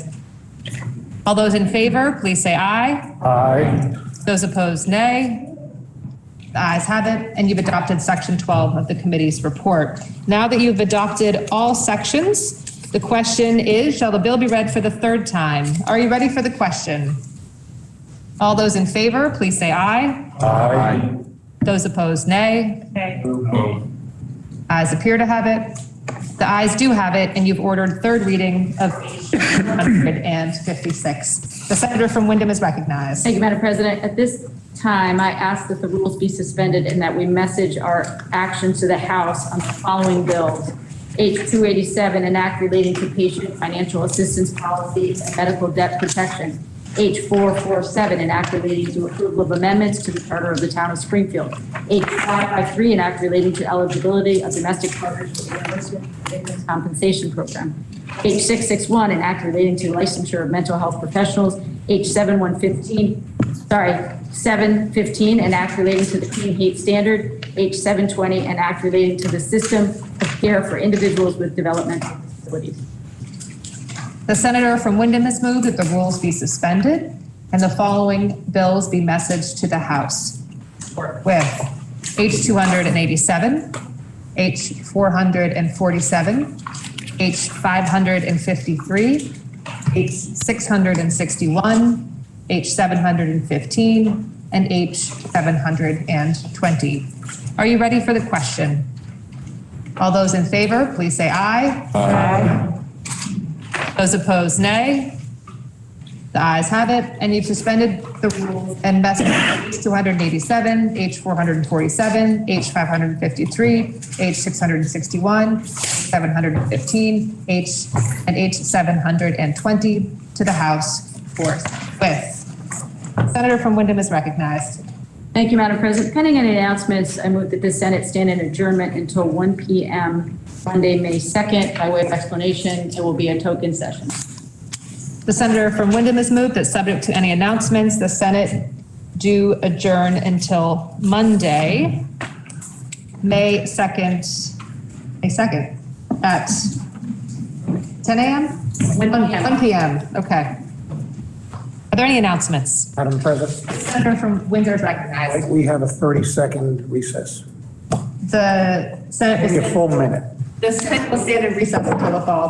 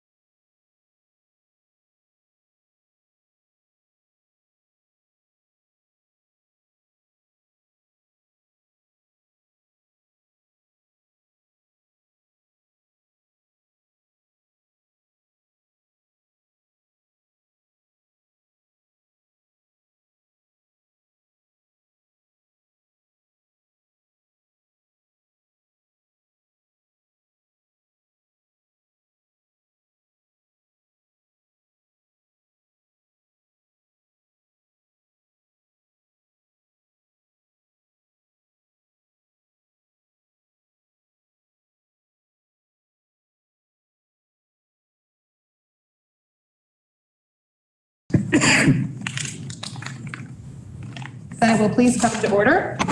Turning from a brief recess, and the senator from Windham is recognized. Thank you, Madam President. At this time, I'm going to ask that the Senate stand in recess for 15 minutes. There is food in the cloakroom. We're going to eat, and we're going to come back, and we're going to take up 2 more bills before we break for the day. The Senate will stand in recess. Do we want to withdraw the motion? Thank you. My apologies, Madam President. Yes, I withdraw the motion to adjourn. The Senate will stand in recess for 15 minutes. Which would put us at, I would say, 10 to 2. Or 1:50. The Senate will stand in recess until 1:50 p.m.